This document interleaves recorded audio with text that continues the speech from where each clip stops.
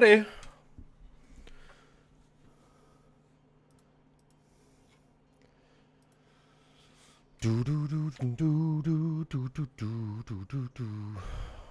What's up, Pac-Man? How we doing, my dude? How we doing, brother? What's up, Saiyan? How's it going? How's it going? I'm sweating a little bit. I'm not gonna lie.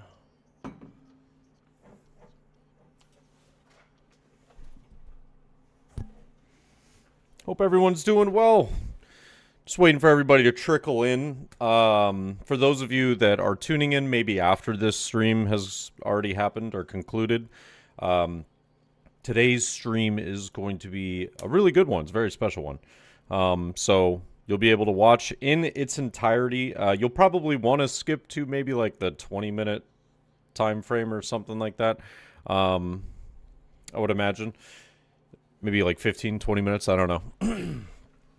If you want to get straight into some of the discussion. But, you know, I'm just going to wait till... So I'm just started a little early. Let everybody trickle in first. But we're joined by Josh Graham today. He's going to be, kind of giving some insight on the Mihawk deck list. A little bit of, you know, ideas into some of the matchups. And we're going to play a couple games.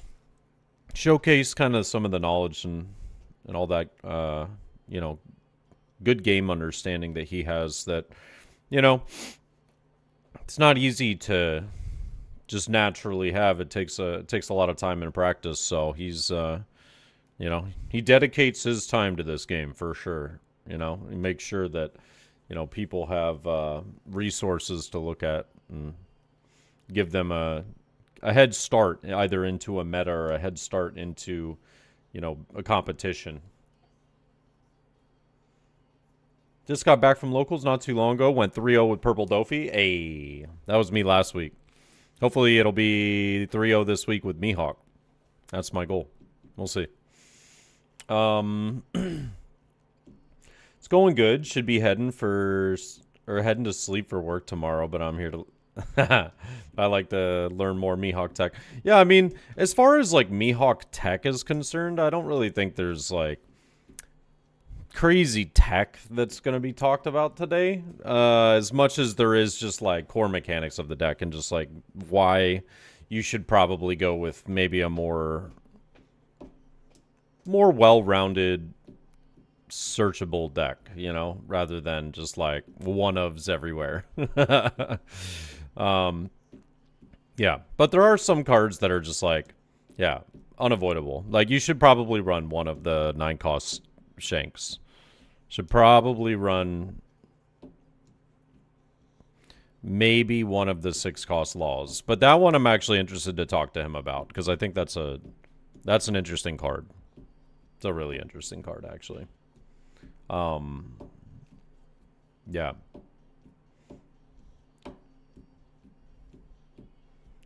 Yeah, but I'm excited. I'm gonna pour myself a nice little beverage because I don't got work tomorrow, which is great. So I can relax, play a couple games, hang out with Josh. You know, gather some really good info, and hopefully let that info sink into my thick skull and express it into games to come.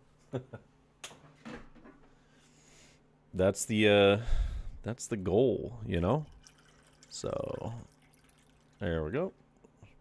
It's so funny. You guys want to know something pretty stupid? And, oh. Shit.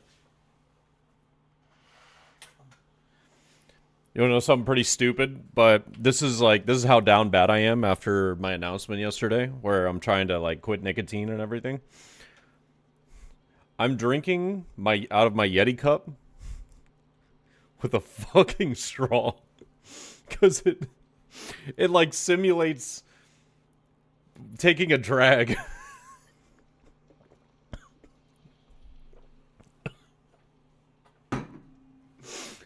It's about the dumbest thing ever, but it's actually helpful. So stupid. It's so stupid.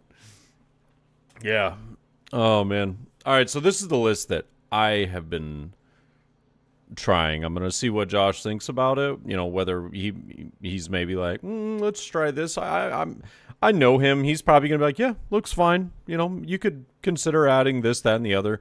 I'm gonna ask for him to objectively give me the truth. You know, hit me with the like, all right, what do you think? You think I should run like a one of this card, and how do I make space for it? You know. Or should I go a little heavier on this? You know, I've been really enjoying this 5-cost Bonnie. I actually think this Bonnie is like ridiculously good. I just don't know. I don't know where I'm at to like get it to be more. Yeah. Good luck on quitting nicotine. It's rough, but it's doable. Yeah, dude. I'm like coming on almost like 3 days with no nicotine, and I'm actually dying. It sucks. It fucking sucks. What's up, Trauma? Yeah, I'm getting close to 3 days. It's normally around whenever I end stream every night. So like 1 o'clock in the morning, usually, typically around 1 o'clock. It's one more day added to the docket because that was the last time I had one. It was like before I went to bed 3 days ago. Oh. Yeah. It's fine though. I'm very happy that I'm making this move. It just really sucks. Not a fun move to be making. Yeah. Oh, I also probably should have asked him if he just wants to like do a Discord call or hop in the dojo.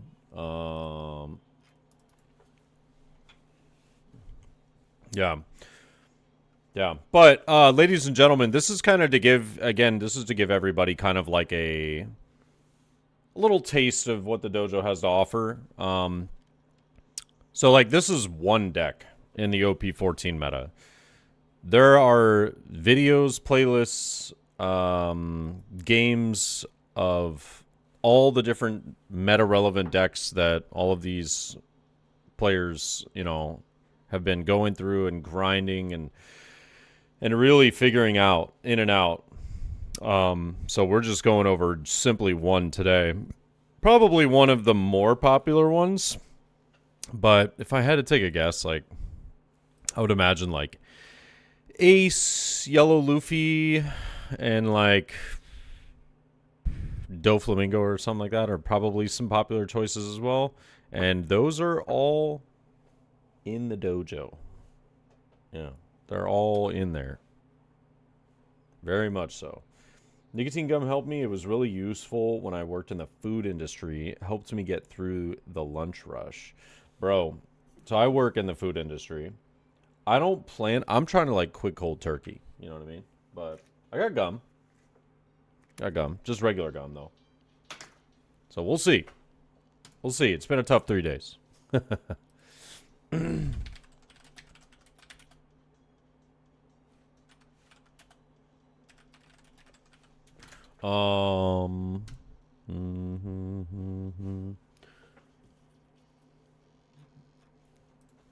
All right, sweet. Stronger than me. I don't feel stronger. I tell you what. I feel very weak every day. But I am trying. I'm trying my damnedest. All right, shooting him a message. Let's see.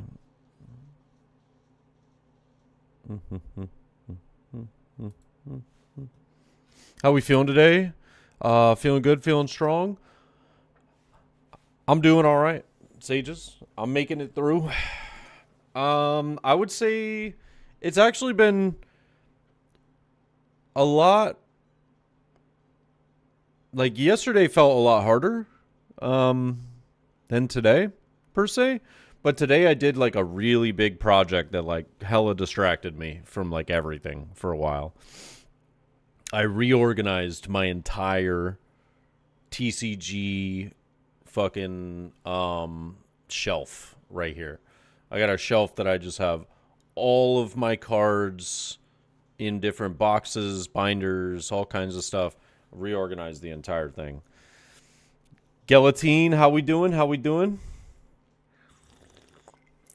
All right. Josh is going to be creeping in here in just a sec. Yeah, we're just... I don't even know what a list like this should look like, if I'm being honest. There's probably a bunch of people that have been crushing with it, but I don't got time for that. That's good, man. I need to do that shit. Yeah. It's tough, man. Sages, I'm not going to lie. Here to learn. Oh, yeah? Hell yeah. Well, you came at the right time.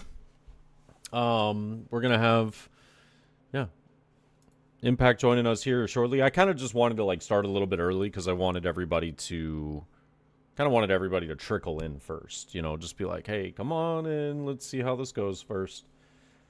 And, yeah. Oh, yeah. Kakarot, we're going for 4, baby, for sure. We're going for 4 for sure. Yeah, you quit after 10 years. One weird thing that helped me was drinking a carbonated drink through a straw like death water. Bro, that's crazy. I actually have like carbonated drinks. I haven't been doing a straw, but yeah, that's crazy. I might have to I have the straw with something else, like just my normal water, but that's really funny. Started playing last week, enjoying my locals, so now I'm invested. Hell yeah, bro. Hell yeah. All right. So let's get Josh in here. Hold on. Hey. Yo, yo, yo. Oh my god, dude. What is the timing? Of course, is literally as soon as I call you, Complex comes in with the 8-month resub. So I literally can't hear anything. Okay. Now I can hear. I was like, what is the timing? Oh shit. How's your day, man? I'm pretty good. Yeah. Pretty good. How about you? You know, I don't know if you happen to see my I made like a big Discord post and stuff yesterday, but I've had a tough couple of days. Yeah. I'm quitting nicotine right now. And it is rough. But brutal for sure. Yeah, we're making it happen though. Every day's another day that I am oof. Yeah, we're gonna be playing some ranked games tonight, guys. Let me turn down the music just a little bit. So I got the what's important nice and loud, which is you, my dude. Hell yeah. Hell yeah. But, dude, congrats on your 3rd place at Latin America Nationals. That's insane. Thank you. Very lucky. Yeah. Well, you say that, but, like, you knew, I mean, obviously you had a tough start. I remember you said, you were like, oh, yeah, I started off 0-1, and then I went 10-1 first day. I was like, that's sick, dude. Yeah. So, I mean, you obviously had to grind back from adversity. Yeah. The thing is, like, if you lose round 1, too, like, I probably wasn't going to make it on tiebreakers, right? So I had to win every round. But, like, once I did win every round, like, I had good seeding for day 2. So, like, it really, like, fixed everything. Yeah. Yeah. So. Well, the best seeding in what was a dice roll format with Ace and Emu kind of needed, you know. Sure, very helpful. I'm not gonna complain. Oh yeah. Well, let me share my screen here real fast so that you can see it. What's going on? Let's see. Share screen. Let's do that. Okay. All right, sweet. Are you able to see that? Yeah. Okay. Wait, if I click off of it, let me click off of it for a second. Can you still see it? Mm-hmm. Okay. All right, sweet. Just making sure. So I just didn't know if I happened to click off of something, I didn't want it to take it away from you. But yeah, dude, I want to give you the floor as we start this. I mean, a lot of the people that are going to be rewatching this might be already members of the dojo. But as far as, like, people that are new tuning in, like, we just had one person, I think it was, Galentine, just saying that they started last week, and they heard about this stream and wanted to come in, check out some stuff, learn a little bit, you know, so they're already hitting locals and they're invested, which is really cool. But I kind of wanted to give you the floor to, I would say, The vast majority of people in the stream, at least my community, have heard me talk about you, but might not know you personally as a person. So, maybe give like everybody a little background info on like who you are, what some of the successes are, and like what you got going on over at the dojo. Okay, sounds good. My name is Josh. Some people know me as Impact. My Twitter is impact_on_fire. I've been playing One Piece since set 3, but I've been playing card games my whole life. I won a YCS in Yu-Gi-Oh! If you guys know what that is. I was a Hearthstone Grandmaster, if you know what that is. It was like I never in the got that high. Blizzard. No. Grandmaster is like the Blizzard Pro League I know. of like. I never got there. I was always the one beneath it. I was so sad. No. Like not the like the legend rank. Like Oh, Grandmaster is oh, like oh, yeah, no, Grandmaster is oh. like invited to the Blizzard like professional player league. Oh, I didn't know that. It, All right. it was like a 16-person league. You basically had to be the best players in your region to even qualify to this thing. It was like Oh, to snap. qualify, I had to play tournaments for like a year and be the number one like dollar amount earner Oh, in wow. Hearthstone. Yeah, to qualify to this thing. Oh, So it wow. was like extremely hard, lots of grinding. But it was during COVID, so I had the time. Yeah. Um, yeah, I became Hearthstone Grandmaster. I took a break from playing games for a few years, and then I came back with One Piece. And yeah, Yeah, in One Piece I've done you came back with pretty a well. vengeance. Yeah. Um, in One Piece I have 17 serial cards that I've won. Um, I've made top 8 at a major tournament in One Piece 23 times, and I have 4 championship wins. Um, So you're I've pretty been good. yeah, I've been competing in One Piece pretty much. Like I've been competing in tournaments since OP3, so like I do have time on my side too, right? Yeah. But yeah, I travel to like most of the tournaments, I would say. Um, I just recently over Christmas break, I made top 16 at the Chile finals, and then I made third place at the Mexico City finals, Yeah. That's awesome. playing Emu. I'm on a bit of a hot streak right now. I've topped 8 in a row. Ooh. Yeah, 3 with Rayleigh, and then 2 with uh 2 with GP, and then 3 with Emu. Crazy. Yeah. Crazy. So you have one of the serial Zoros then? Yeah. Yeah. Damn. That's a nice card. You know what? I'm trying to lock in for that serial Luffy that's coming out in what Yeah, is it, everyone like wants to. April? Bro, I need Yeah. that card so bad. Because obviously I didn't get my hands on one of the serial Luffys from like the first like OPO1, OPO2 days, and I'll never be able to get my hands on one of those now because they're just like so unbelievable. The only way I could maybe do it is if I save up like a bunch of prize tickets and buy a bunch of prize tickets from people and get myself a Yeah. Luffy somehow. That'd be cool. But Yeah. GP is But yeah. green purple Gelentine. Yeah. Yeah.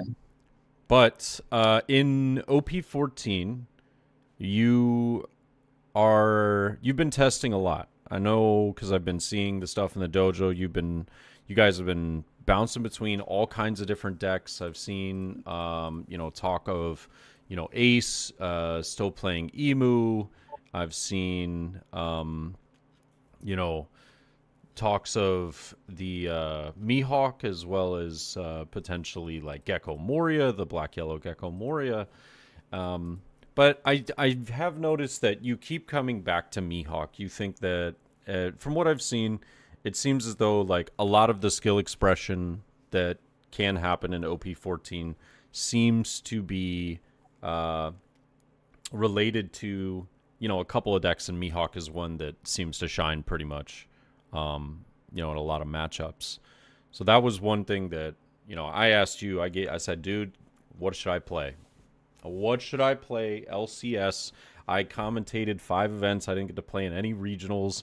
I didn't get to, compete and get my invite for this national championship in Vegas. So I was like, let me hit up my boy Josh. What am I playing? And you were like, dude, Mihawk. And I was like, all right. All right. Yeah. Let me kind of explain why. Yeah. So I broke down. I did early on. I did like a stats analysis kind of on the format, and Emu looked to be like the best deck. Mm. But it had one glaring weakness, which is Mihawk, right?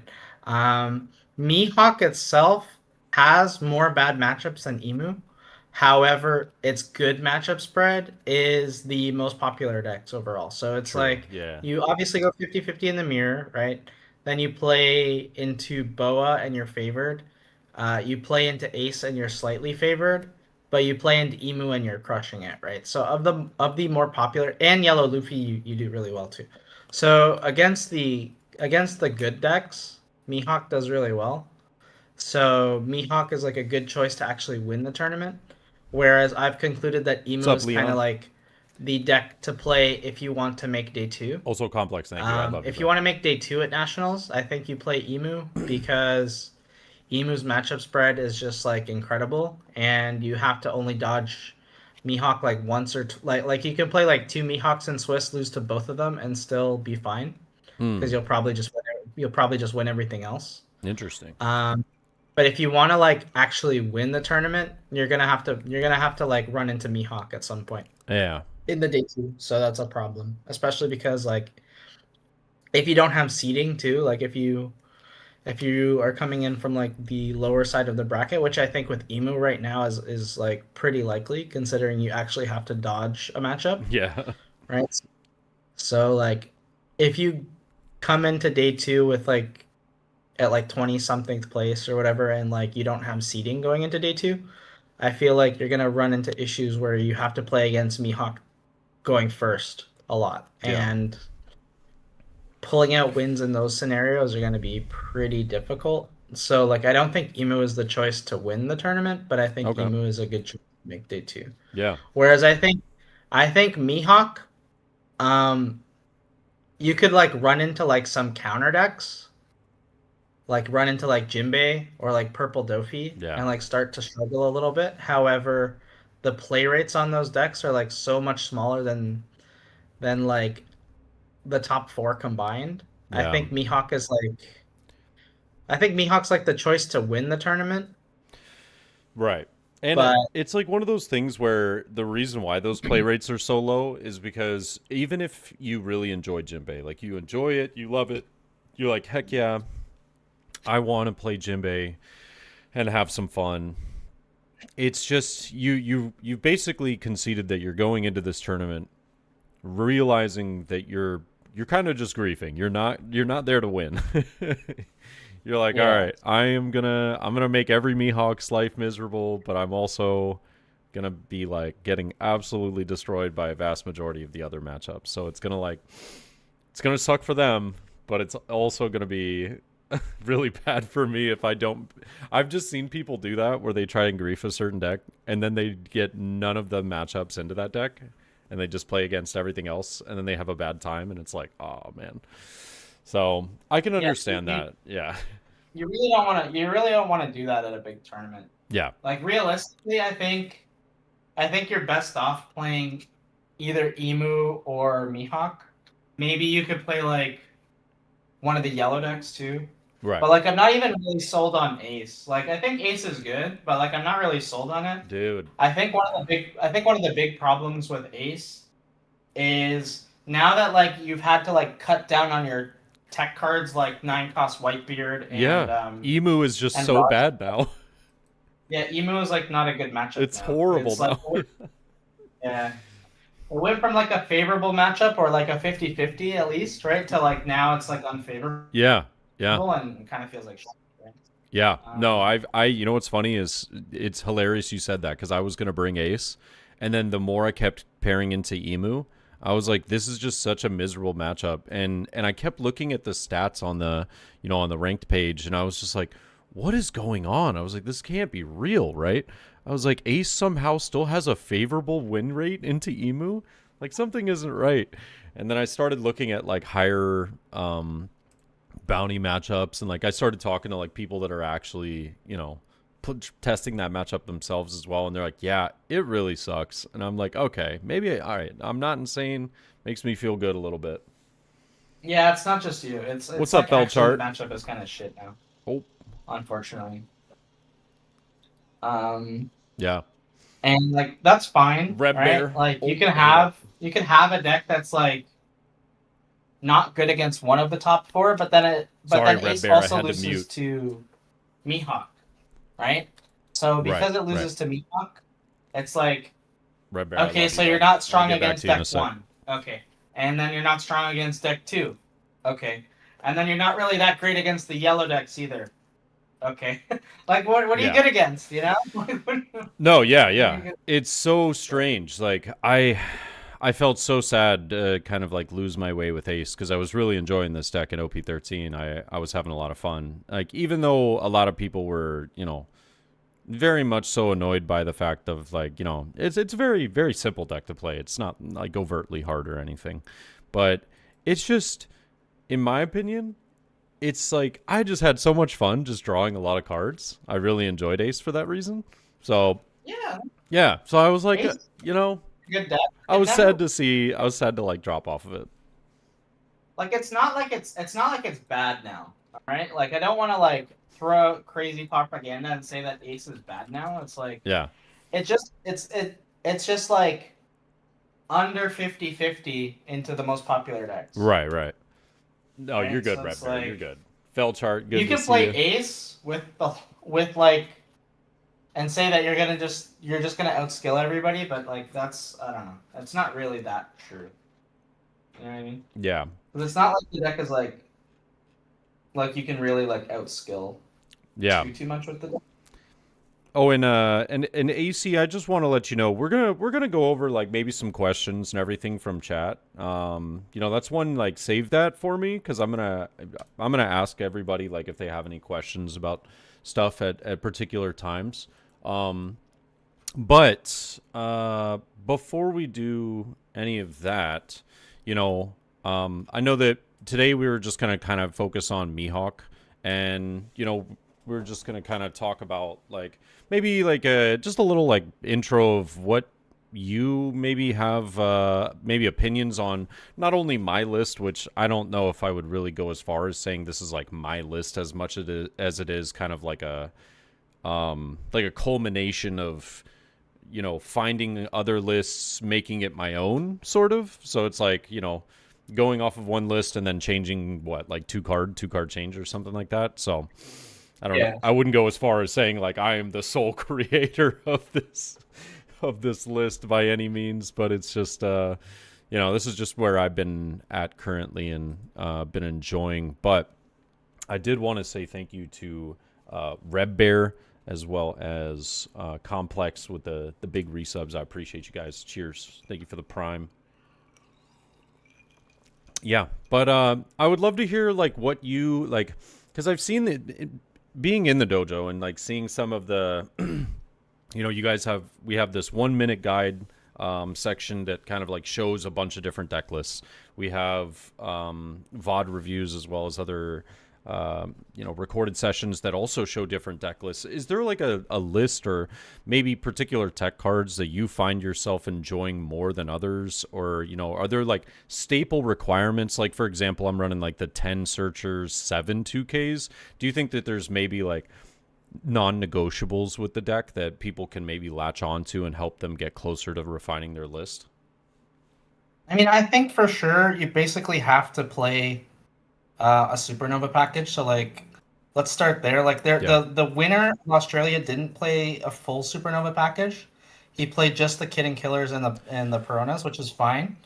But I personally think the Bonnie searchers are very important, mostly because tap searchers with this deck have like good synergy. Like you Yeah. can set it up on a turn behind like a blocker or something, and like really make it a problem for your opponent, right?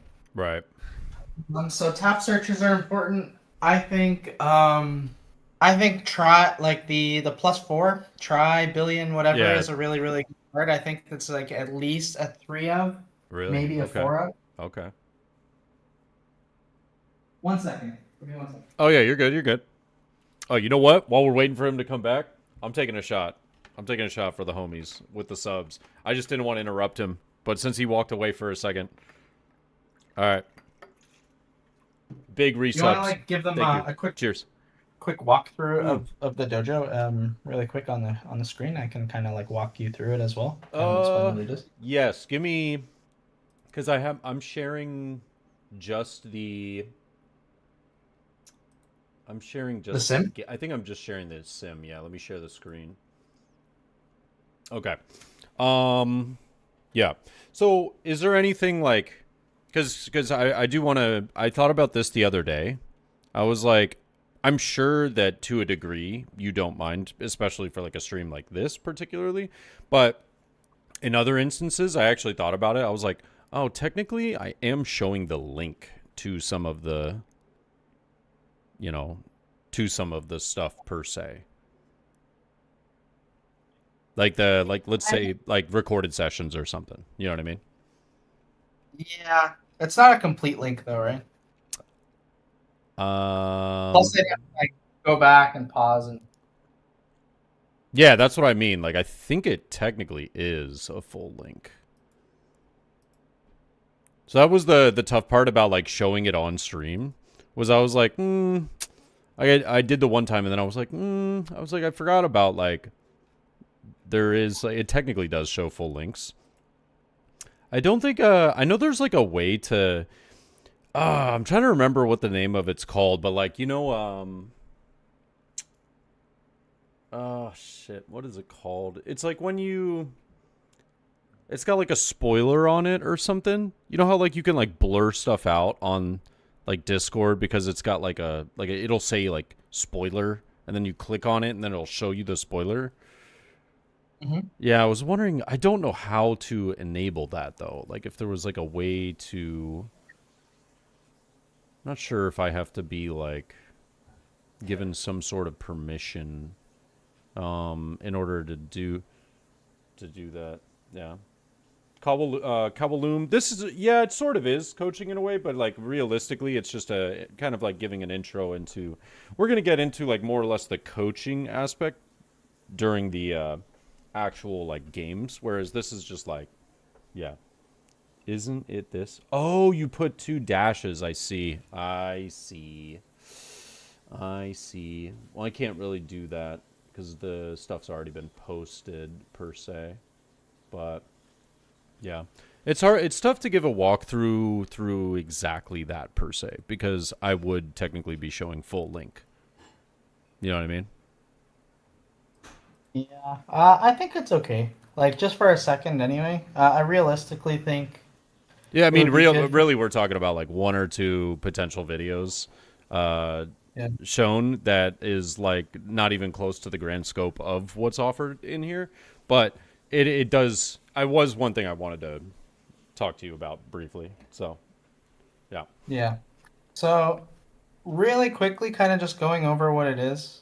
Mhm. Um, what we try and do with the dojo is we want to be the most complete information source for One Piece, just in general. It's true. Uh, we have we have five regular coaches constantly making content. We do classes 3 days a week, Tuesdays, Wednesdays, and Thursdays. All the classes are recorded, so you could like, if you can't attend live, all the classes are there for you to be able to come back and watch. Yep.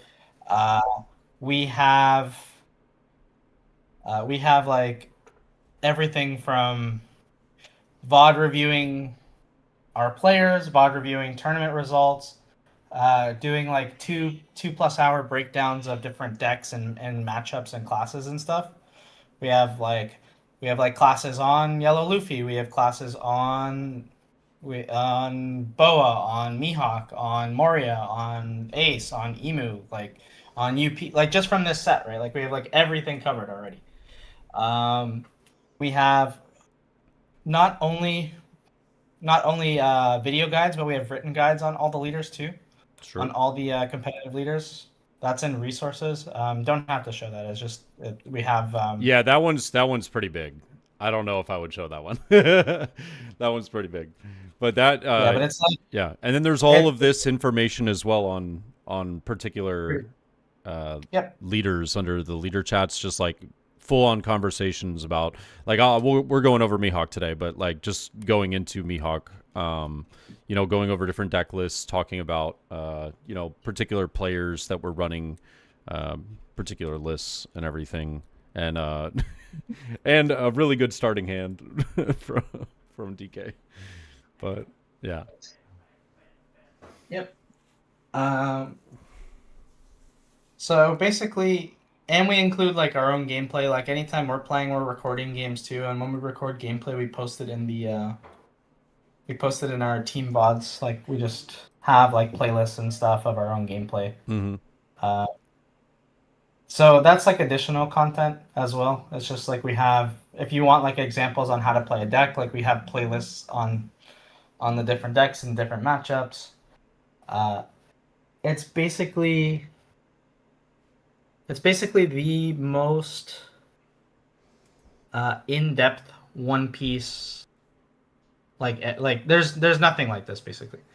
Um, and then for individual questions, you could always ask me or any of the staff on like the Q&A section as well. Oh.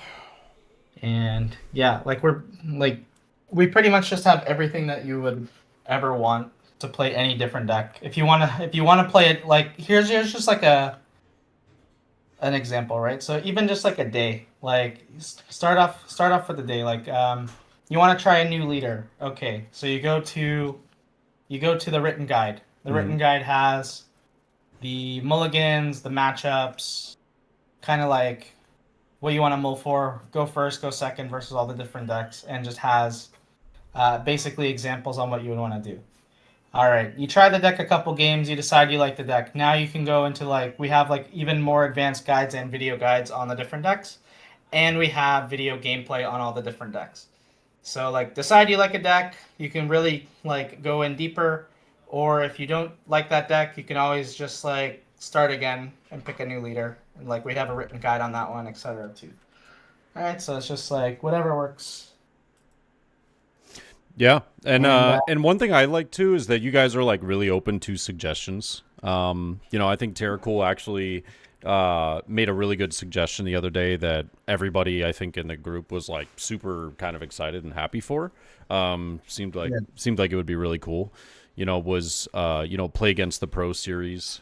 Could some of the sessions once in a while be where people can sign up and then play against some of the dojo coaches, get direct feedback, like what could you have done better on this particular turn? What could we have done this, that, and the other? Seems like a really good idea. And Yeah. it seemed like it was very positively received, and just like ideas like this are really cool. I made like a very silly suggestion, but it was something that I actually think was like, oh, I actually would love to see this because it was just my own pet peeve was Samson ended up uploading like a video that had like the Discord connections, and then I was just like, if we put on streamer mode, Yeah. it enables that or it disables that, and literally the next video. So I can't remember who uploaded it. I think it was Kinby. He uploaded the video and was like, I was like, oh shit, there's no Discord noises or anything. I was like, it's perfect.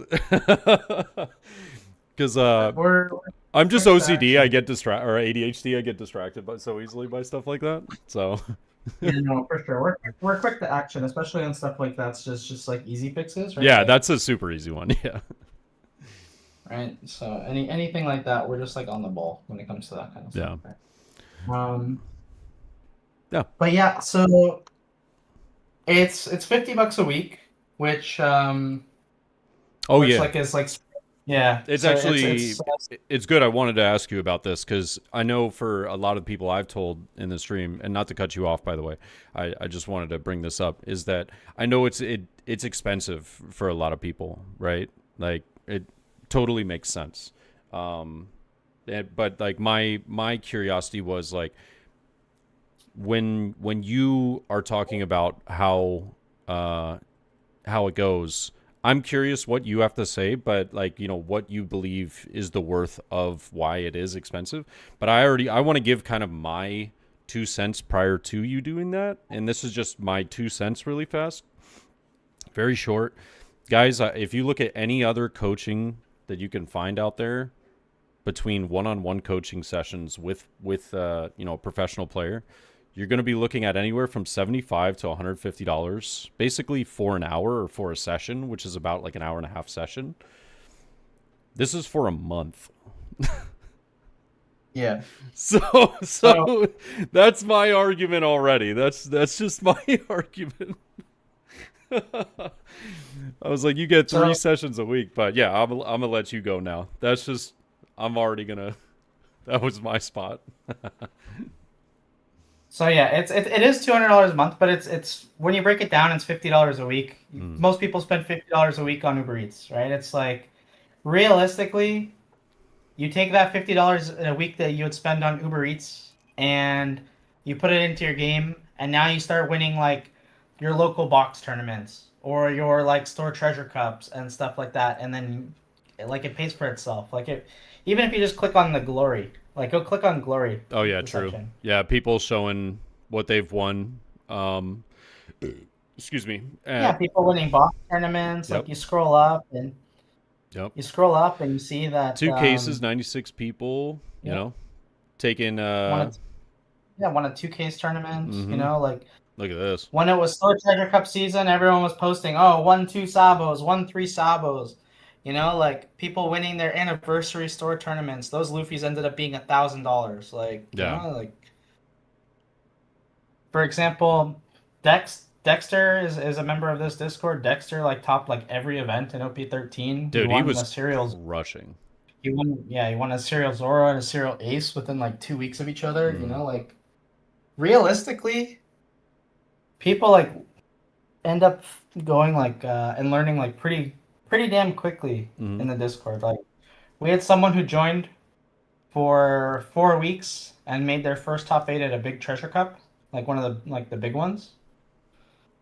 You know, it's just like, yeah, it's pretty insane. I mean, like I know, it can be like he took top final. He joined you, and then like he got like, what do you call it? The One Piece Day, taking first place. He won back-to-back serial aces. I was like, bro, what do you mean? Like this dude just like joined like a month ago, and then he just wins.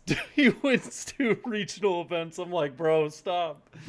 I mean, like I know. For me personally, I've said this to a lot of people, is I think that this isn't.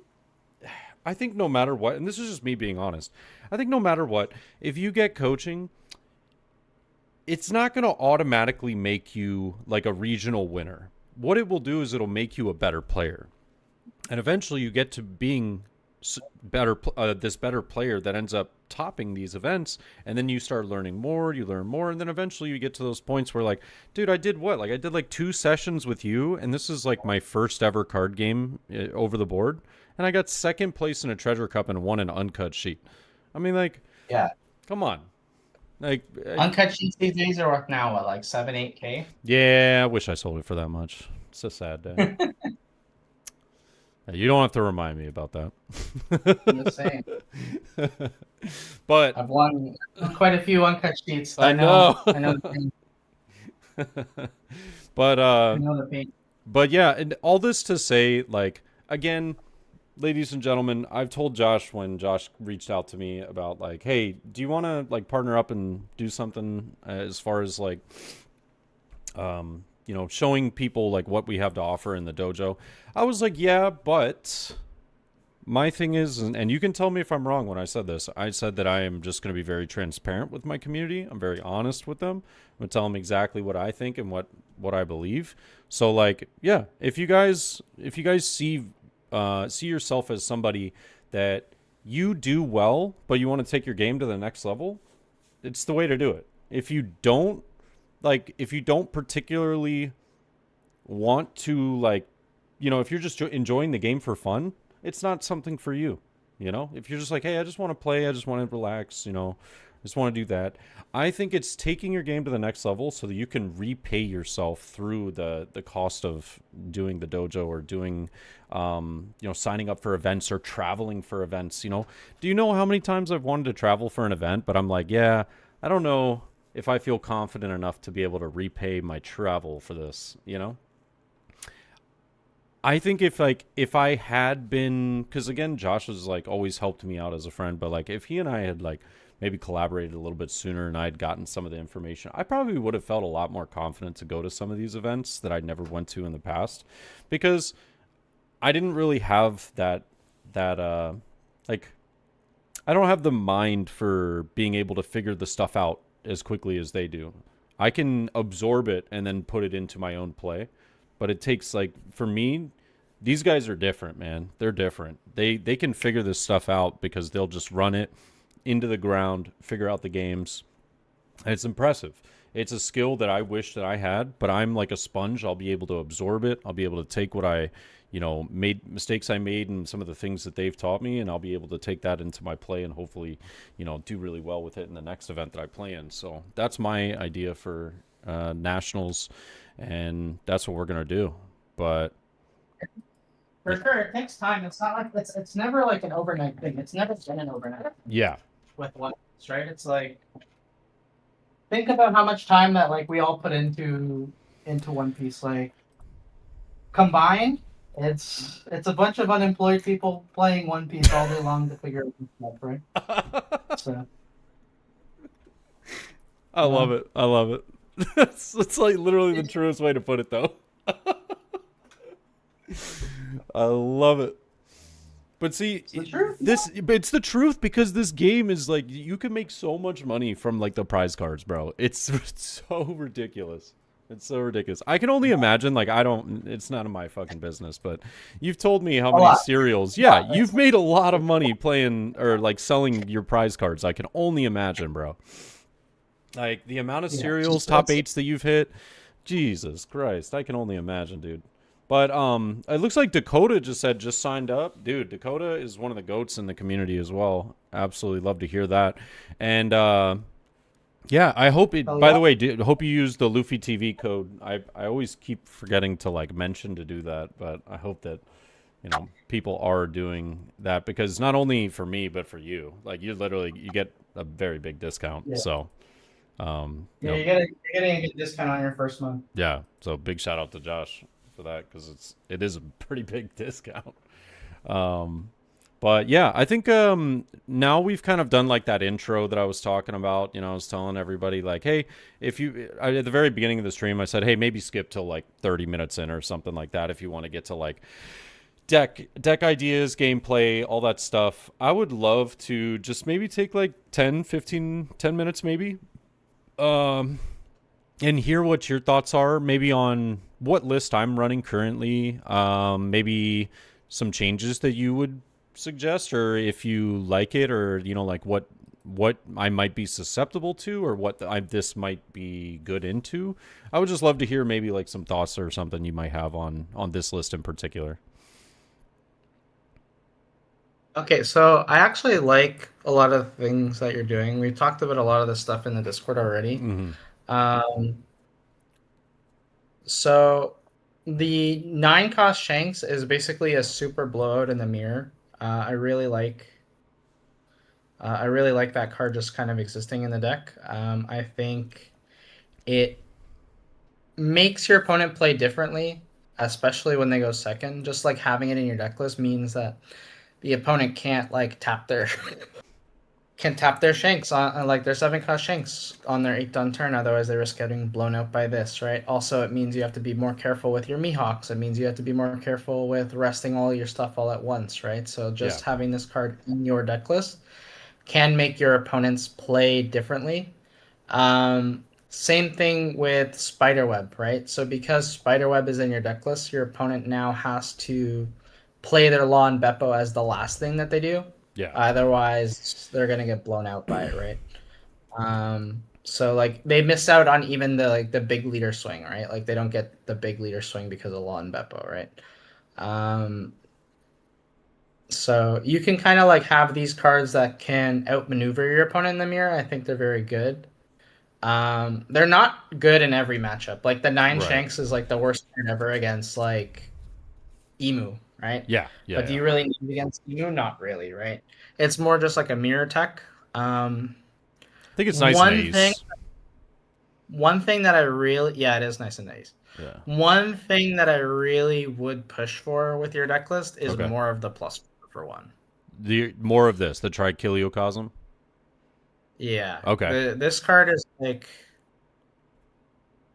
this card I think is like just a little bit too strong. Okay. In this, so So it's not as good as Spiderweb when it comes to playing around the like mirror and or even just like Divine Departure sure. or that Yep. kind of stuff, Yep. right? So it's not as good as Divine Departure. Like it's not as good at playing around Divine Departure, but it is very good when they try and go for your board otherwise. It's Mm. very good when they try and go for your life. And a +4 for one is like super, super good. Most people are like not really afraid of you having one Dawn active to protect your board because like Dead Man's Game and the Luffy event don't protect the board. Right. So they get really blown out by the +4 for one. Mm-hmm. Um, I'm a big fan of 12 searchers personally, but it looks like you've cut searchers to make room for more events, which like is completely fair. The events are one of the strongest parts of the deck. Yeah. Um, so yeah, to me it makes sense. Um, I personally like a 3-1 split on the Bonnie and the Stun Bonnie. So like I would play 3 and 1. 3 of the blocker versus the stun. Yeah. Interesting. Just because there's more yellow decks. No, and I feel that. I feel that. I think that this deck or this card particularly, it just I'm curious as and hopefully we get like a couple of games of it tonight would be really cool It's, actually. Is how it's very the good on the mirror. how do you win the It's very mirror going second without this card basically? like Nine I Shanks. I mean yeah, I guess yeah, 9 shanks. But that's also like that's scary to me because it's only searchable by Perona. It's a one of in the deck, and if I run this as a one of as well, it feels like I'm like pretty much relying on. But I also feel like I'm fairly a novice when it comes to the mirror going second. Like the mirror going first seems pretty straightforward, pretty like all right, we're doing our thing, but I've truly come to like really like this card a lot actually. Um and Yeah, it's strong. It's very strong. I think it's even stronger if you have room in your deck for the 6 cost law. But mm, I also think you can't really play the 6 cost law without playing the 5 cost Perona too. So it's right, like yeah. it gets kind of dicey. You get a little muddy in there. Like what are we Yeah. doing? um so with that in mind then, uh with that in mind, what is there like maybe a change I should you would suggest like I should try? So like maybe I like cut a spider's web or like cut a I know you're strong or something like that and up different ratios. Like is there maybe something that you'd recommend that I give Yeah, it? I would literally trim those 2 events that you wanted to Oh, trim okay. for two more of the +4. Oh, okay. Okay. Yeah. All right. Let's try that. And then um and then you suggest running 3 of this instead of 2 of the stun Bonnie? Me personally, yes, but I also kind of have this like weird attitude when it comes to certain things where I'm like, all right, I need to draw this Bonnie going second in the mirror. What if I just win the dice roll? What? You know? What if I simply won the What dice if I roll just instead? win the dice roll instead? That's crazy. Because I don't want to make my deck worse everywhere else for a scenario that That's only fair. 50% of the time. Nah, I get it. I get it. But so hear me out. Hear me out. If I do this, right? If I do this, how let's say we go second, hypothetical. We go second, we don't see Stun Bonnie on 6, we don't see 9 Shanks on 10. How do we win? Is it just come down to attack mechanics, like better attacks than your opponent? Is it come down to different sequencing? That's one matchup I've definitely, I don't know what the heck to do if I'm going second and I'm not running at least 2 of these Stun Bonnies to stop their 7 Shanks, you know? So yeah, the way that I think, like you do it is good. I'm not gonna. I On don't mean to interrupt you, but Arcthor said I'm definitely checking his dice and nats. that. I'm sorry. I'm sorry. All right, continue. What if you simply win the dice roll instead? Just So simply yeah, with so the dice. Oh, it's so funny. like I just don't want to make my deck worse into the other decks just for like one scenario. No, it's fair. And like It's fair. I still have one in my deck that I can search for with my 6 searchers too, right? It's like Sure. I can also mulligan for it too. Yep. So I would rather just have the card. The thing is like the Bonnie blocker has more uptime in the game where it's useful. If you draw it early, you can make it live literally on the 5 down turn by like using your leader skill tapping your stage because you can tap the stage, untap 0 dawn, and still use and like still play cards. Hmm. Like because like you can pay the cost without using the effect. Yeah. So you can use the leader skill to tap the stage, and then you can like swing with your leader, swing with one searcher, and then your Bonnie is live on that turn. So like you have early uptime for the Bonnie. Later in the game, the Bonnie is like good when you want to protect yourself. Like say like you just did like 2 turns of Law and Beppo, Hmm. right? But now you don't have any more Law and Beppos, and you need to stretch out the game one more turn. Like that's another scenario where you could go like Bonnie and Zoro in the same turn. And if you go Bonnie and Zoro in the same turn, like you get to have 2 blockers and Dawn up for events. Yep. So it just has more uptime. And then not only that, in the matchups where you don't need the stun bunny effect, simply just draw 2 trash 1 is like a better effect, especially considering how many Yeah. Yeah. like non-counter the deck plays too, right? No, I. When you put it that way, it makes a lot of sense. It's just maybe I like over prioritize like what I think that I might see the most, you know what I mean? And I also, it's really funny that you say just simply win the dice roll, like when I am like the king of losing the dice roll. Like I'm the guy that will lose that dice roll 9 out of 10 times. It's crazy. What if you just simply won it instead? That's a crazy take, bro. I want to be that guy. I really do. If, if you win the dice roll instead of losing the dice roll, it's good for you. It sure is. I hate you so much.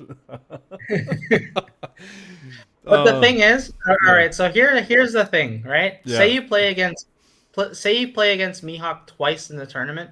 Yeah. You win 1 dice, you lose 1 dice. Sure. Even if you lose the 1 dice that one time, you still have equity to find it, and then the other time you won the dice, and then you don't need the card. And then in the other matchups, you'd rather have the better card. Yeah. No, you make you. It's really a good argument. Like as far as if you think about like a nine round, 10 round tournament, and how many times do you expect the mirror? Let's say maybe we see the mirror 5 out of the 10 times, so half of the games, which is Yeah, kind of a lot, but like maybe more than expected, it's but not. like it's It's not not out of the actually. realm. Yeah, but Yeah. it won't be that amount. Like it's not actually that. Yeah, it's not out of the realm of possibility, but like let's say you see it 5 times and you lose half of, we'll even be generous since realistically you might not have it, but that's like worst case scenario, you know? That is that's worst case scenario. That's worst And then case scenario. Yeah. if things are really going wrong consistently throughout a tournament, it doesn't matter how good you are, you're probably not going to win the tournament anyway, right? Right. So you have to kind of go in with the attitude that things are going to go right, because if you don't, then you're going to make like choices based on things going wrong, which like if things are already going wrong, it's probably not going to be your day anyway. Sure. Yeah. It's fair. It's very fair. So I kind of just make the assumption that like if half the time I'm gonna win the dice roll, then it's fine. I don't need to play this like tech card for going second. All right. I like it. I like it. And no, it's a very good mentality to have. Yeah. And if you feel confident enough that even if you're not able to see the perfect curve, that you're able to just play better than your opponent in the turns that it matters, then realistically you can just come out ahead. And I think that that's also kind of like a mentality that I would understand Josh to have, simply because he knows that he more often enough will be playing against somebody that will make, like, let's say 1 to 2 mistakes per game, whereas he might not. And so he can capitalize on those 1 to 2 mistakes that someone else might make. And so I'm the guy that would make those I'll be real, probably 1 to 4 mistakes per game. So yeah, he's able to take his small advantages even if he loses curve off of that. But I was going to grab a drink really fast, but while I do, I wanted to ask you one last question before maybe we hop into some games. I wanted to ask you about your opinions on Coffin Boat. And this way, like, I'm not going to hear it, but I'll be able to go back and listen to this later. But like, the other people in the chat can listen. Like, what's your opinion on Coffin Boat? Is this something that you believe is? I know where you kind of stand on it because of reading some of the stuff in the Discord, but Mandatory for it. all right. Well, damn. I was I was gonna walk away and get a drink, but yeah, I was thinking like, is it something you could run 3? Can you run none? Can you run 4? But you say 4, and if you give everybody a reason why you think 4, because I'm just gonna grab some ice real quick. The way your leader works, you're gonna have 3 extra on per turn. This card cycles to replace itself, so the first copy is very, very important because you play 10 events, and it's an extra Dawn for enabling your events every turn. The first copy is the most important, and it's an unsearchable card, so you would like to see at least 1 per game. Any additional copies, normally the only constraint would be you not having the mana to play this kind of card. However, the way that the leader works, you have 3 Adon per turn that you can't spend on playing characters. So it's just literally a free card that you can get out of your hand almost at any time after your 5 Dawn turn. It enables your leader skill for free. Lets you play all your cards for free every turn. Enables Tashigi for free. Like, it's just too strong. Like, you just need to play 4 of this card. Pretty good card. Pretty good card. So, all right. I think we're out of the deck list situation right now. Now, I wanted to kind of wanted to show a little bit of what I've done well and what I've done poorly into, doesn't matter, just deck lists. I've been learning Mihawk. I think over the last few games, I've been doing better than I have worse. But so far, I feel like I struggled into a few things at first, but I feel like I've been doing better as it's gone on. I made mistakes of not starving starter deck 29 Luffy. I have since kind of learned that now starving it is just like pretty free wins. Emu, I lost 2 matches because of, again, not really understanding what I should be looking for initially when I was first starting this deck. Then I won 2 matches, and I was like, dang, this is actually kind of easy, free. And then I had 1 match where once I got up to about the 2 billion MMR rating, I finally lost to an Emu that he really put an emphasis on protecting his board. And I was like, ooh. He kind of caught me slipping when I was searching. I was being very greedy with my searches. I think I could have, searched out some counter, but I didn't. And he ended up catching me pretty hard on that. So a very good job on his part. He took advantage of me being very greedy and punished me extremely hard for it.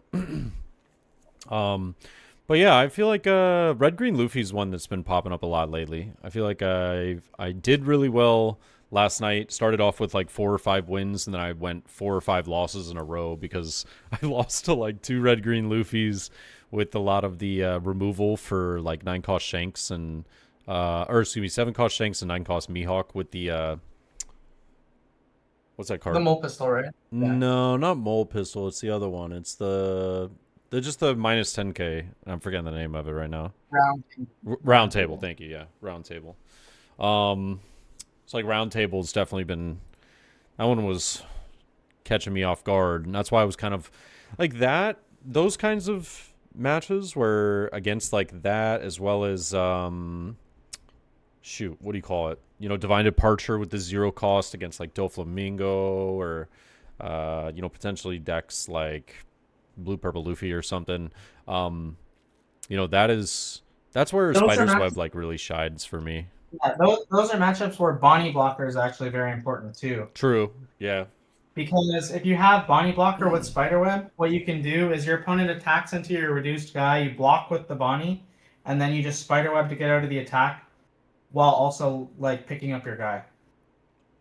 Yeah. So like the cards work well together too. Okay. All right. That's actually a really good point. Okay. Nice. And yeah, I mean, screw it, dude. Are you ready to hop into some games? Mm-hmm. Yeah. For sure. Let's do it. And if there's maybe like turns where I feel like it's probably just like an autopilot decision, I'll probably just say like, hey, this, and then if you just want to be like, yeah, I'll be like, all right. That's what I figured. Sounds good. The thing is, a lot of the early game Mihawk turns. Oh, you gotta be kidding me. We're up against Zen. This is a good player. It's actually a very good player. Give me just 2 seconds. I'll be right back. Yeah. I'll get through the mulligan. Just have to grab something to drink. Sounds good. Let's get to the mulligan. So here's a thing that people do that I don't do is people keep hands with a lot of searchers, and I just mulligan straight for the good cards. Yeah. Because if you find the good card, if you like mulligan for the good cards, and you don't hit, you will find your searchers. Again, because the deck plays so many searchers and so many like card draw cards. Yep. So you'll find pieces. Whereas like if you just have nothing but searchers, you often miss. Me personally, I just cycle the 2 stages. I like wait 1 turn on the Perona. I see what my life card is. Oh, you go. Oh, really? Yeah. So this is like old like BUI logic, right? Okay. So because I'm not gonna attack, like I likely wouldn't attack with my searcher on this turn anyway, like 5/5, because in the matchup, like I'm playing a deck that I'm not like attacking in them in the early game, especially if they play Dellinger on turn 1. Yeah. I would rather see what my life card is, what my random card is from my draw for the turn, and my random card from the coffin boat. Okay. Interesting. Okay. Yeah. I can respect that. You get to see an extra card. Give me just 1 second. Yeah. Oh, that's a good card.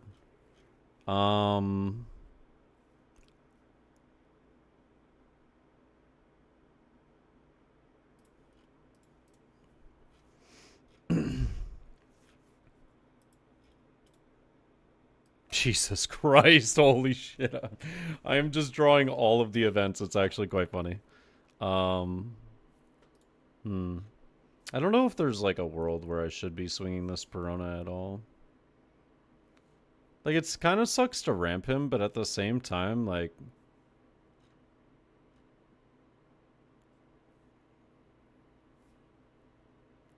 could just swing like 5/5 or something. I think we're just gonna go 7. Yeah. Emu does the same thing sometimes with holding on Searcher. Yeah.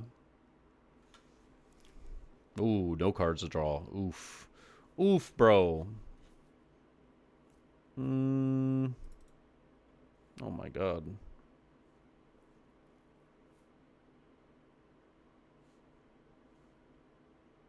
You know what? Why not?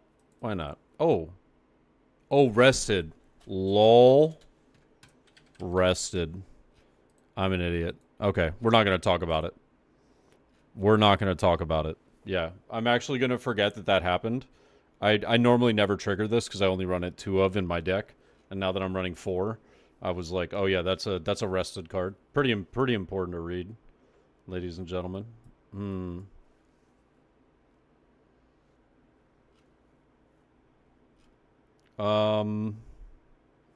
Guess it doesn't really matter that much.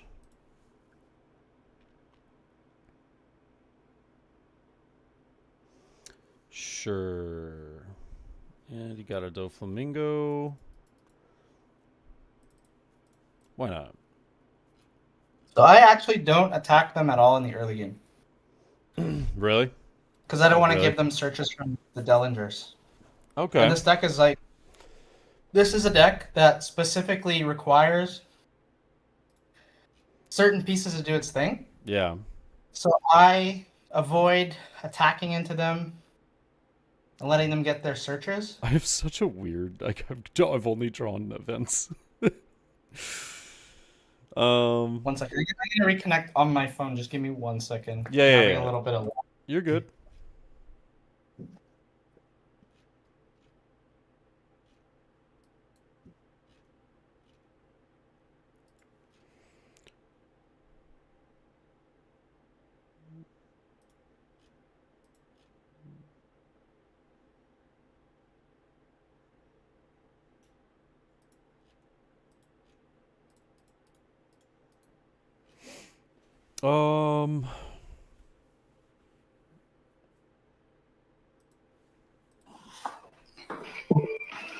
Hi, sorry. It's better. It should be better now. Yeah. Yeah, I'm basically just letting him get Virgo, because I've come to terms with he's just going to have it regardless. And, I guess it doesn't matter what I swing here, because he'll just be able to Dom -1. But... See, because of that sugar card, like, it's another reason I don't often attack early. Yeah. Like, I'm really careful about not giving this Dofi deck free reign to do whatever it wants. Because, again, yeah, Shanks is another card. Yep. Attacking into... When they Dawn minus from the 8-drop Dofi, if you don't attack them, they can't play the 10 the next turn. As well. So it's like... There's, like, a bunch of, like, little things. Yeah, it might just be cooked here. But I think it's because of my choices to start. But...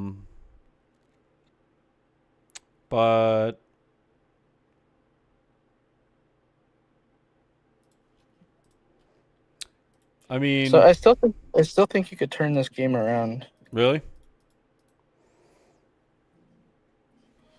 Where are we going?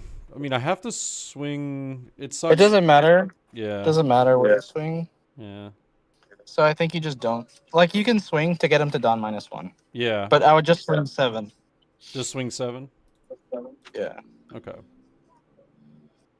Like, you give him the option to take. But I would most of the time they just do this, so it's like fine.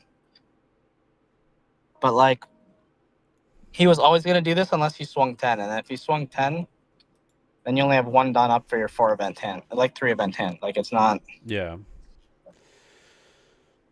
Should I DMG or I personally probably cash in the spiderweb this turn, but I'm trying to think about, like, if we ever are going to be in a position where he can DM, like, if he can divine departure us at all. Yeah. Next turn we Lawn Beppo again.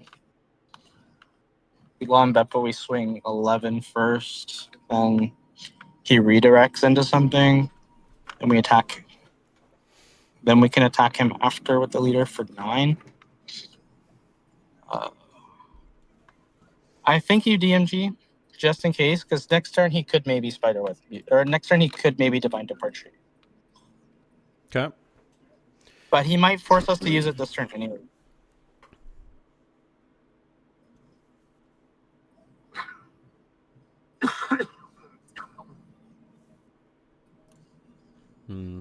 It's a 2K. Yeah. So part of the problem this game was we kind of let our opponent have too much fun. Yeah, you got all the And stuff what I mean you by needed. yeah, has to do with the thing is like this deck is very particular in how it plays. I would just use the Luffy event here, I think. And because it needs certain pieces on certain turns, it's one of the matchups where you can get away with starving them. Because even if things don't go right, Jesus. yeah, I think it's a loss, but yeah, I mean, yeah. but a lot of it has to do with how we played out the early game, right? Sure, So, sure. if you're even playing this, I would swing 11 first. Doesn't matter, right? I think into the Virgo. I think everywhere else doesn't doesn't matter. Yeah, I mean, he But swinging probably into the Virgo, I would say he does that most of the time anyway. But in the scenarios where he doesn't, it's probably better. And then tap this down.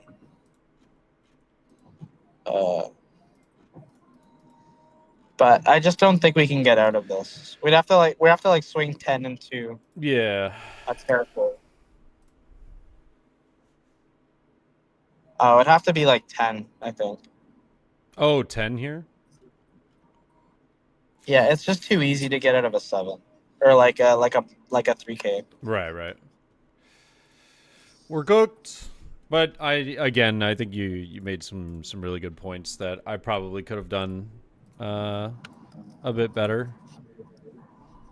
Yeah, the early game you have to really be. The early game you have to really be careful, right? Because look at his hand. His hand doesn't actually do anything, right? If we were able to stay alive another turn, the only thing he could really do this turn is put Dawn on his characters. You know, that's literally the only thing he could have done was put Dawn on his characters and leave up some counter events. It's funny. Right? So realistically, if prior to this we were able to control his board, not let it get out of hand, don't play 7-cost Shanks in this matchup because it just gives them something easy to pop. Yeah. This is more of a Tashigi matchup. And then you just control. If you can keep their board under control and you starve them, yeah, Avenge, that's him. Then they have to start using their redirects to send your attacks to their life. And then when they do that, that's when you have free reign to attack their life with your whole team. Yeah. So it's you can really punish the Dofi deck if you play against it right. It's very similar to Anel or Bonnie, where if you don't know the right ways to attack into them or when to attack into them, they're gonna beat you off of just the you misplaying the matchup because you don't have intimate knowledge of the matchup. Right. Out of curiosity, when he got first, going second, turn 2, he swings 5 with Dellinger, 5 with leader, right? I was curious what your thoughts are. Do you swing at the Dellinger, even just letting him ramp so that he doesn't have the Dawn minus target in the future? No, I just don't attack. You just don't attack. Okay, interesting. Gotcha. That's going to be the last turn of the game that he's going to be able to do that. So I'm not afraid of him attacking again.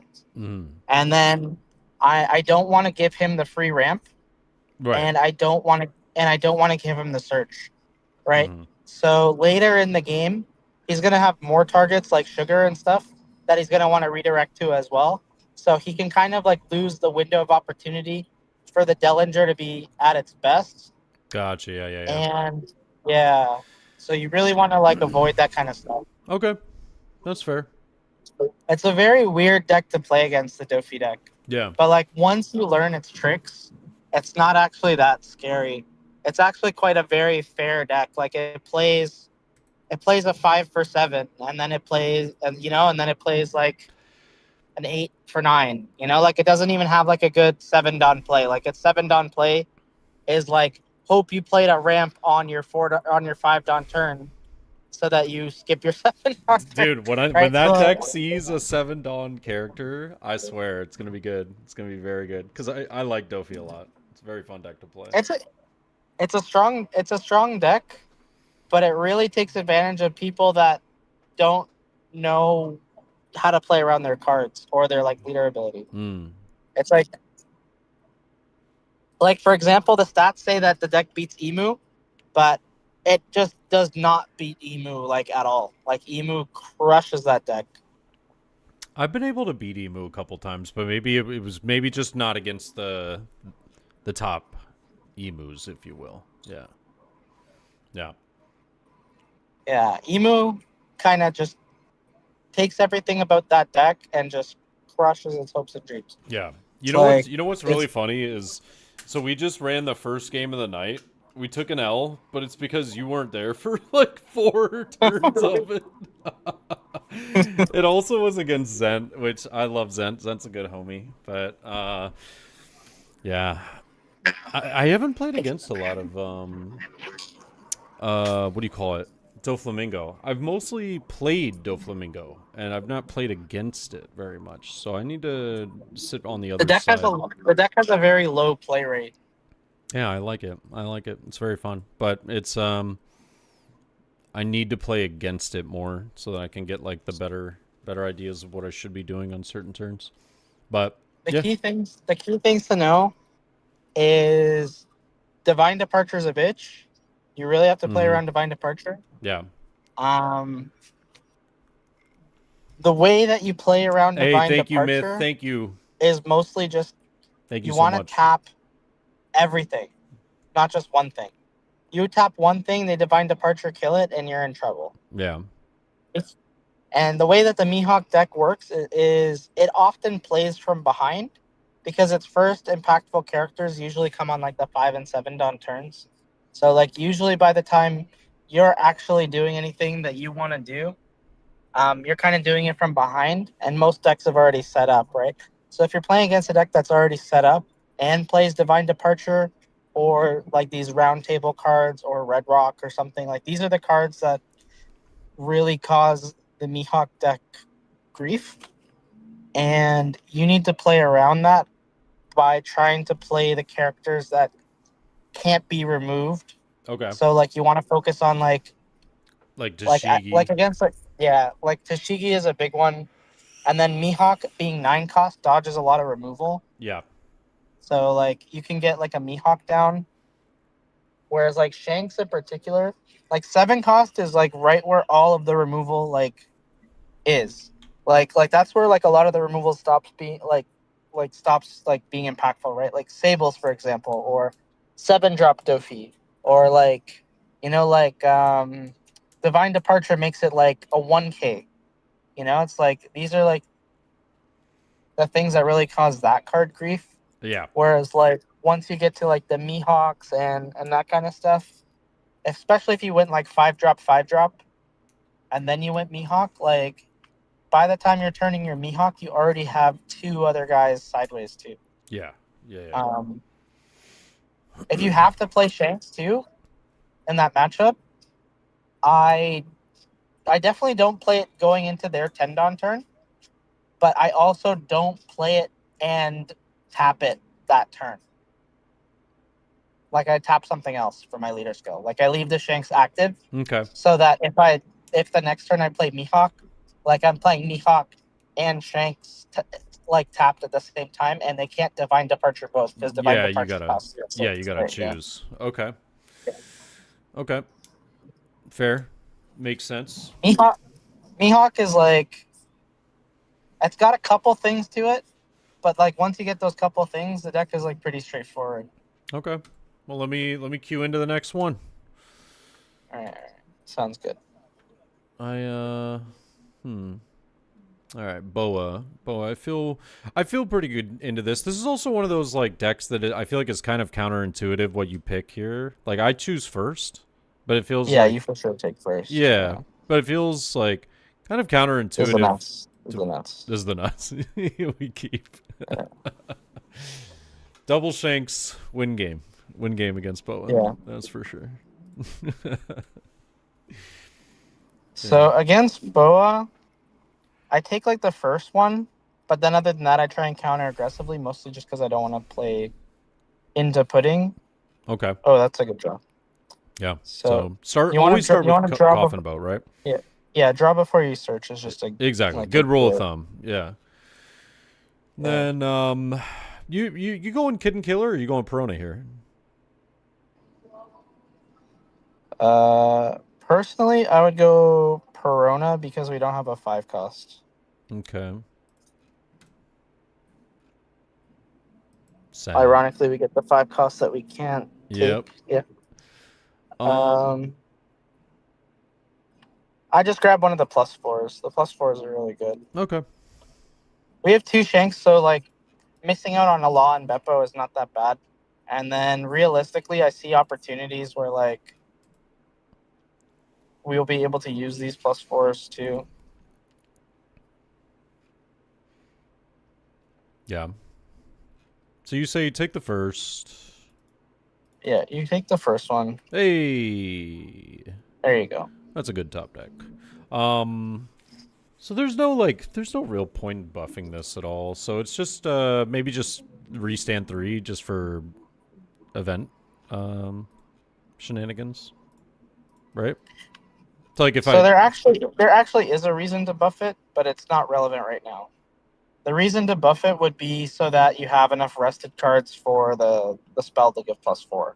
Sure, but not on right this turn, right? Yeah, not relevant right now. Yeah. Yeah.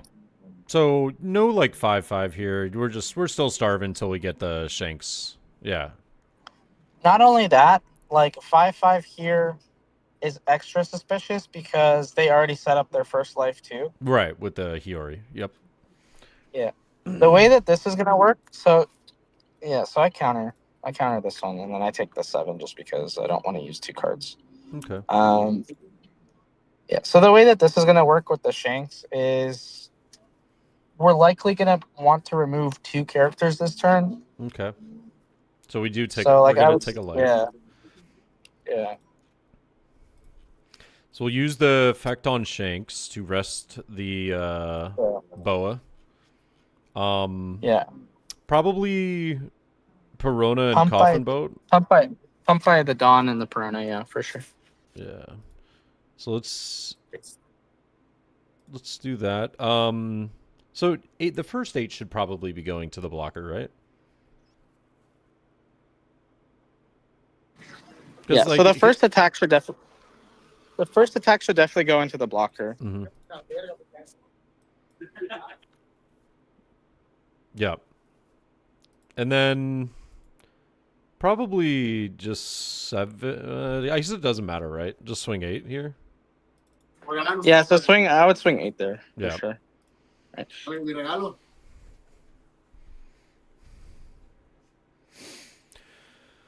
Kuma 7. We actually have 1, 2, 3, 4, 5, 6, 7, 8. So I could use one of the 1 cost. I feel like it makes sense. Right? And actually it becomes 9 because of the Rested Dawn that we do use for this. So, yeah. Okay. Spider's Web as well. So this is another easy like shanks turn, and then I would use the Bonnie this turn as well. Okay. The 1 cost. Yeah, but you do it after you restand. Okay. So, but we still need to play it. Yeah. Yeah. So Shanks. When you tap the shanks. Interestingly enough, I guess we tap that, and then You only it's have to count. Yeah, it's only a 5K swing. So like, I don't even chase this really. Like, I start trying to win. oh okay. So like, I want to Okay. win in 2 turns basically. Got you. Okay. So I would tap the Bonnie Searcher to Sure. try and see if you find a Lon Beppo. Okay, you found Lon Beppo.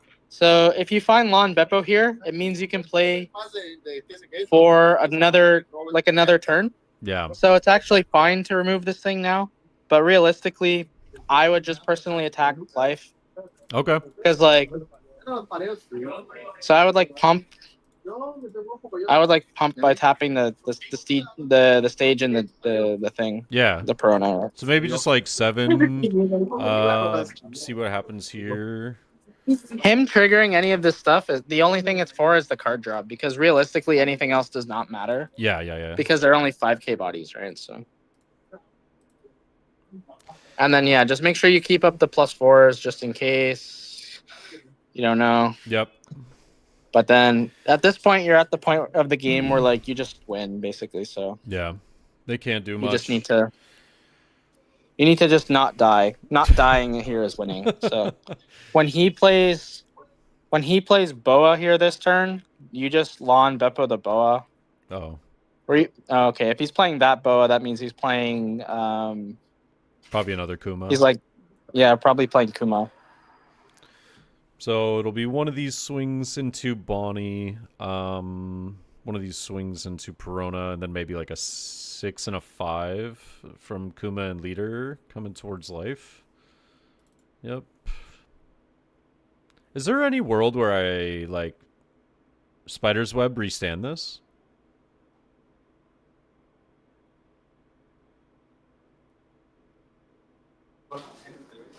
So yeah, I just let this stuff die. Like You wouldn't like the only Spider's thing- Web it here? Is there like any world where Spider's Webbing this is like worth it or no?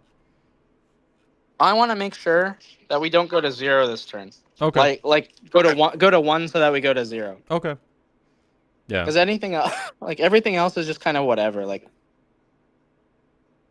him doing this makes me want to, yeah, just counter, and then I would use the expensive counter here. I would play the spider web. Okay.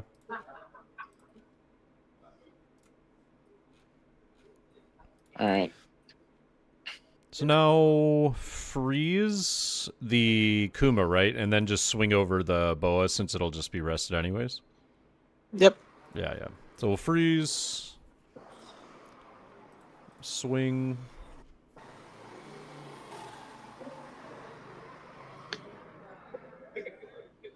Technically, there is benefit to freezing the boa. The benefit would be that on the next turn, if he plays a second boa, one of them is frozen. Because like a 5K swing is not going to matter. Sure. Right? So yeah, just go like 7, 8, 9. Then leave up the Dawn or whatever. Yeah. Yeah, you can leave. You can equip one Dawn still to go 9/9 because you're gonna get one back. Yeah. Well. At end of turn. Oh well. I don't think it at this point it probably doesn't matter. Probably. In the worlds that it does, though, it's good to make sure that you make good attacks. Very, very fair. Very fair. What's up, Zant? Thanks for the ass whooping earlier. I hate you. You lucky Impact had to walk away for a minute, okay? Or else he would have told me how to beat you. I got there too late after 3 turns of you not starving him. It's like, oh, okay. That's too funny.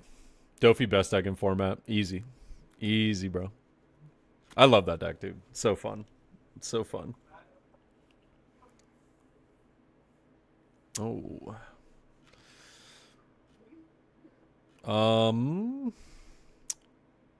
You see what I mean here? Him being at 0 would have been... Yeah. I would just start with the 9 shanks. Yeah. So we just do this. I mean, he probably has the one-of-cost event that, like, stops an attack or something. One thing I love to do is I always just try and see if I win first. Sure. That's a good. Right? Yeah, So it's a like good rule of thumb. yeah. Slave arrow.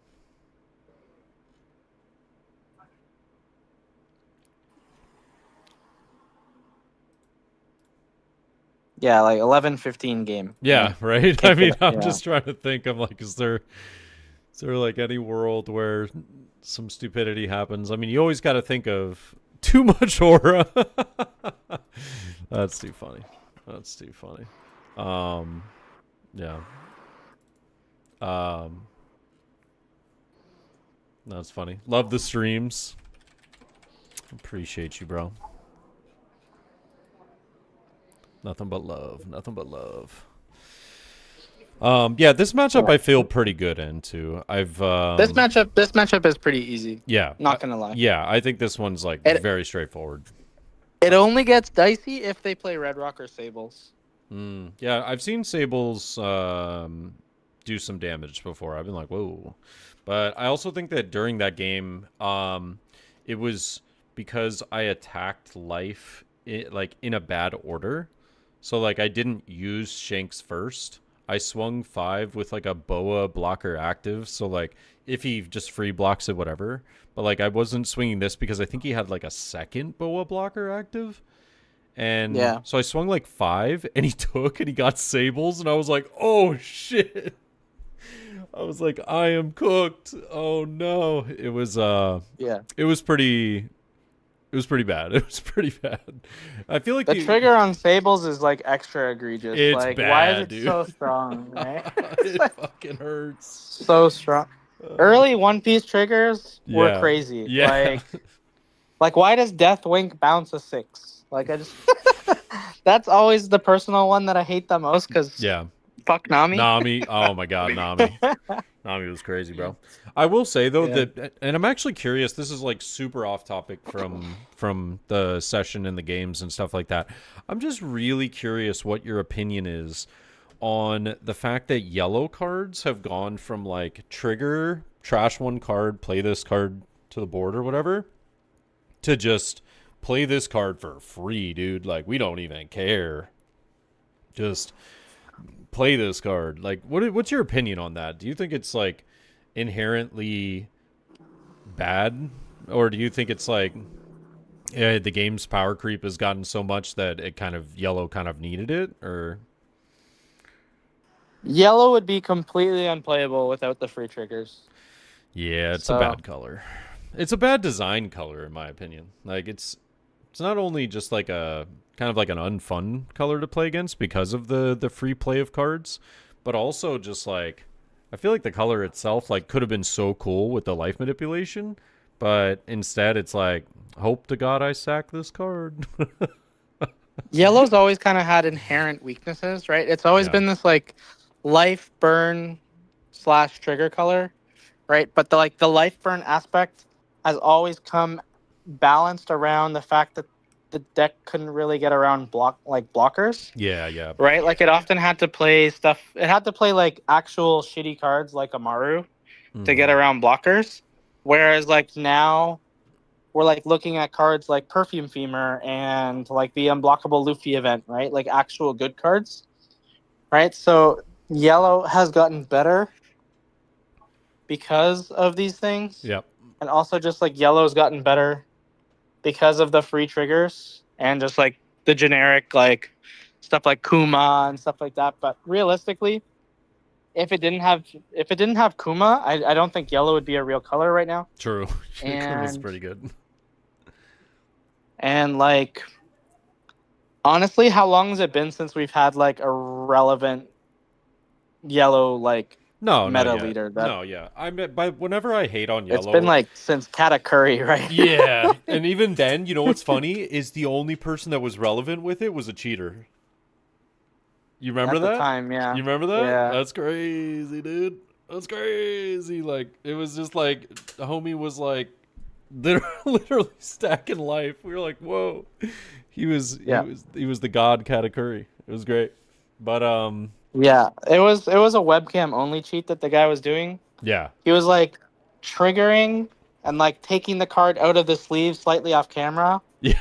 and then pushing the card. Yeah, it was crazy It what he was was doing. It was crazy, bro. crazy what he was Yeah, doing. like no, he was making it when he won back to back with Katakuri. Everybody was like, "Wait a minute, wait, something ain't right. That ain't something ain't right." Yeah, Generational bro, hater of yellow. It's true. bro beat me in the finals of the first one. Yeah. I was, Oh, you were the one in the finals. That's crazy. yeah. That's crazy. I had Oof. like, I was on like 0 life for like 4 turns, and I killed like 2 big moms and had like 2 blockers, so I was like for sure gonna win. Yeah. And then magically, he always drew like the 3rd and the 4th big mom. You know, like Sounds about right. suspicious. Sounds right. Okay. All right. Well, on to the next game we go. I'm hoping we can get like a match against like the Mirror, or I'd love to see, like, I feel okay-ish into Yellow Luffy, but I feel like Yellow Luffy is slightly harder than Boa just because it feels this is an interesting matchup actually. This matchup's bad. Yeah, this is a bit of an interesting one. How do we feel about it? Well, we don't have Shanks, Mm-hmm. so I'm inclined to mulligan. Okay. We got Shanks. All right. So the way that I kind of play around this particular deck, Mm-hmm. Foxy in general, is in the later stages of the game, I don't attack with my leader because I want my leader attack to, like, he's gonna freeze my leader forever whenever I attack with it. Right. So like I try and pick my spot that the leader skill is going to be impactful. I don't think it's going to be relevant on the first 2 turns of the game. Yeah. I would not tap this so that he has to put the leader into our life. Okay. Personally, Gotcha. right? Like next turn you could like tap the Bonnie, and then like find a Bonnie, and then play the Bonnie and tap the Bonnie, Yeah. and that occupies like all of his attacks. Whereas yeah. Scrag it I would in. rather like see the life card here It is a good pick first if you're a generational yellow before I hater. make any decisions. Like I want to like, yeah, I just like take. Okay.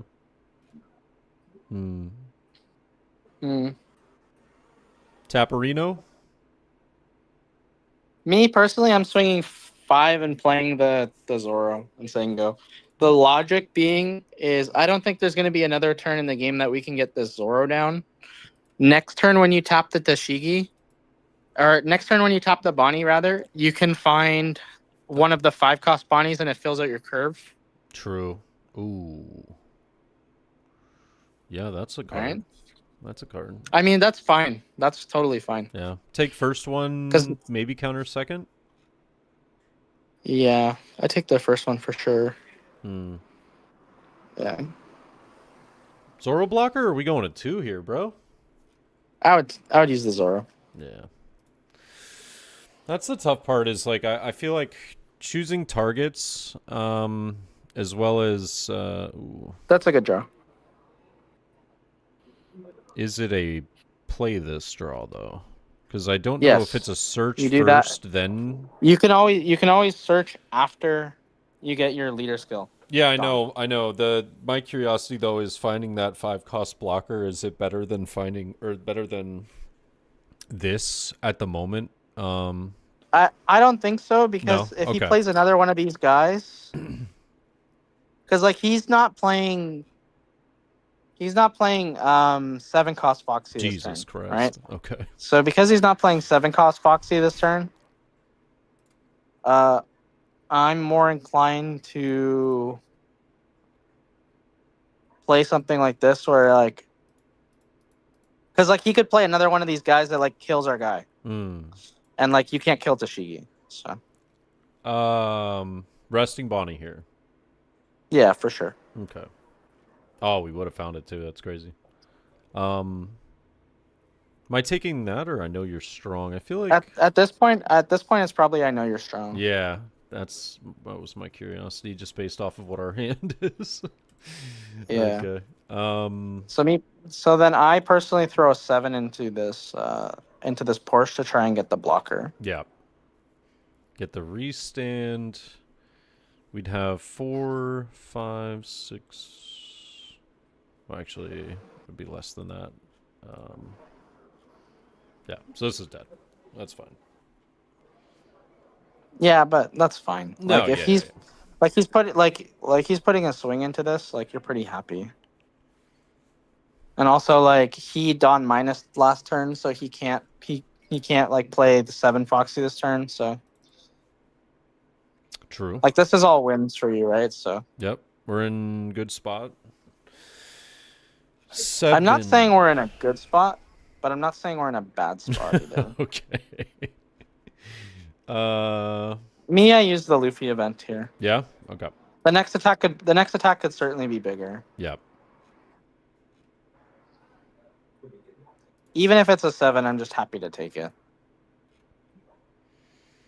Foxy Chopper. So tapping Shanks here, resting Chopper. Yeah. Is there a world where I'm swinging into the Chopper over one of No, these? I'm ignoring the Okay. Chopper. I'm trying to kill the other 2. Okay, I was curious because I was like, it would be great to kill the other 2, obviously, but at the same time, like reducing. You're gonna get more opportunities to tap that blocker with the Shanks in the future. Sure. So I'm looking at like an 8/8 kind of angle here, Okay. trying to kill the groggy monster guy, because the Yeah. other guy he's not gonna be able to use without Am I playing into leader effect though? With him at 7 Dawn? with you having 2 rested guys. He's always going to be able to he's always going to be able to use the leader skill. So Okay. Do you think there's any? I just attack for 8. You just I go just 8? attack for 8. Okay. All right. So like we have the sufficient rested cards for the +4 if we need to. Mm-hmm. If he does this and freezes our Shanks, then we can still attack with the other one. Perona. Yeah. I just take the other one. Yeah? I'm not worried about this. Okay.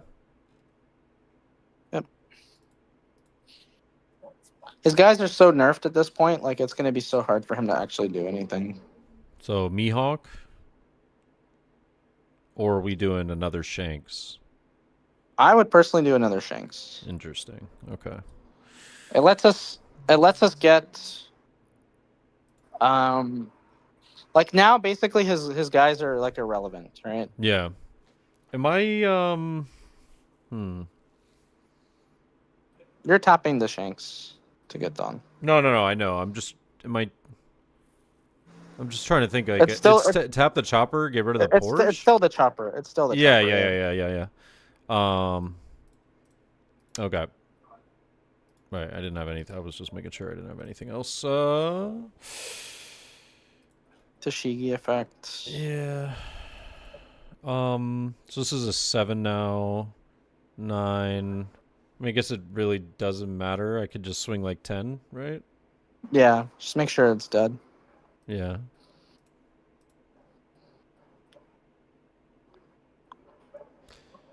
Okay.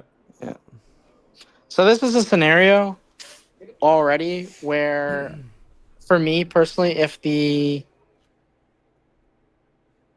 the stun Bonnie was a blocker Bonnie, it would have been better. Right.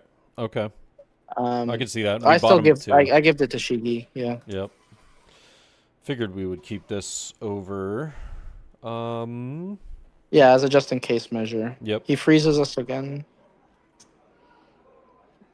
Okay, we just 1k out of this too. 1k, gotcha. Damn, has he got another chopper? 2? Oh no, he said slow beam. Yeah.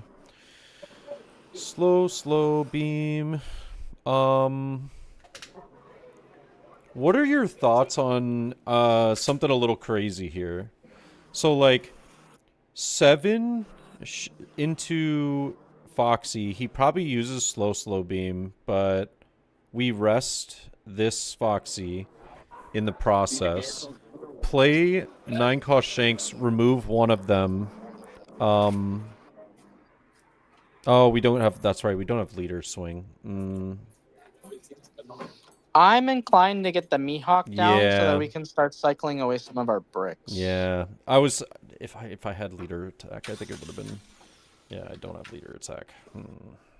Okay. So leader freeze one of the Foxies, or Mihawk freeze one of the Foxies, and then maybe swing freeze like really the big active. into this one. Yeah, freeze the active Foxy. For sure. So like, Make sure that you leave up 3 Dawn.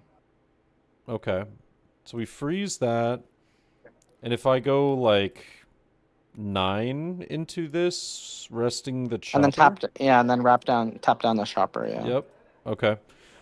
Tapping the chopper. Like at least. This will get this in a 1K at least, right? Yeah. Yeah, you see what I'm saying? Like it doesn't act like his thing doesn't actually. The chopper being in play like doesn't actually do anything. It was better to just like make sure that we killed the guy on the 1 turn. Yeah. See what I mean? Like we've gotten the opportunity to tap down this chopper at any time. Yep. Right? Yep. Okay.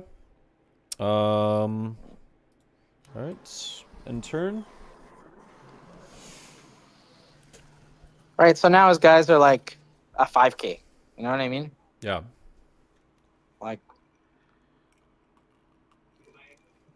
Like he's got what, like 5-6 here? Wow, so strong. I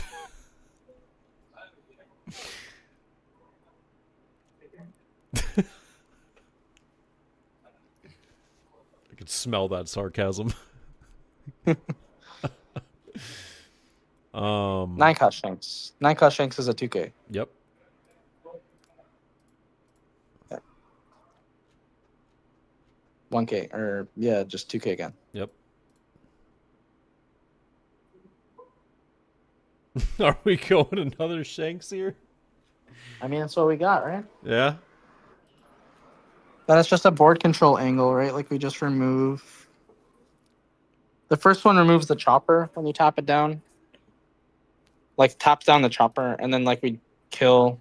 Does it? I feel like if we just I mean, like we kill, like it we doesn't tap matter, down the right? chopper. It doesn't matter the order, really. No. Yeah. Yeah. I was just thinking. I was like, I don't think it really matters. But I put two Dawn on the Shanks, attack 9 into the rested guy, tap down the other one. Yep. The nice thing is if I get this here, we'd only have to The other tax one, yeah. Dawn. Yeah. Gets a little cheaper.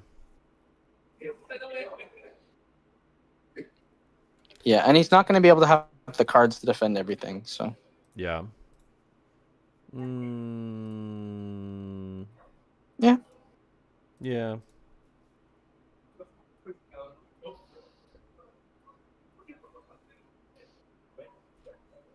Okay. So this Pump Toshigi by tapping the stage. Stage 1, 7. Yeah? No Dawn, no counter? Aw, boo. Boo. Boo. Boo, Wendy, boo. My only concern is, like, if we go to 0, you know? Like, kind of like Well, I'm not that concerned. He has 7 Dawn, and his guys are like fucking weaklings, right? Yeah, yeah, I mean, you're right. You're right. It's fair. That's fair.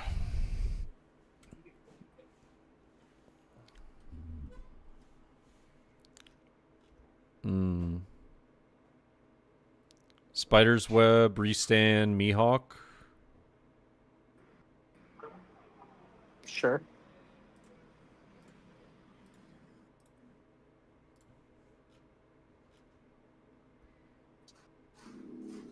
Yeah, okay. He was like, all right, dude. I'm done with this. I'm done with this garbage. That's crazy, though. This is how you're supposed to play Mihawk. Just like take the game as long as humanly possible. Get out all your bosses, remove all of his stuff, and eventually win. Yeah. Foxy's been an interesting addition because of the EBO4 piece that it gets. The 2 pieces that I got, the Searcher. The Searcher's a big one. Oh, the Searcher's Searcher most as well. I important piece, forgot about actually. that. Yeah, Searcher as well. Yeah. The searcher being able to search anything for that deck is like incredible. Like that deck actually needed it so badly. Yeah. Yeah, the EBO 4 cards low key kind of good. Yeah, dude, EBO4 cards are kind of foyer. By the way, I wanted to take a second after the win there to let me see. I wanted to kind of like open up the kind of want to open up the chat to maybe like ask any questions if somebody had something that they were interested in asking. But then also why? Okay, AC, by the way, I'm not sure if AC's still here, but I'll be able to clip this for him later. But AC was wondering, could Josh explain the Ace matchup and what both sides could do to increase their win percentage? And he's specifically talking about Ace versus Mihawk. Like what maybe Ace could be doing better, what Mihawk could be doing better in that matchup. Or like what are maybe like some optimal things that those leaders might be looking for in the Ace versus Mihawk matchup.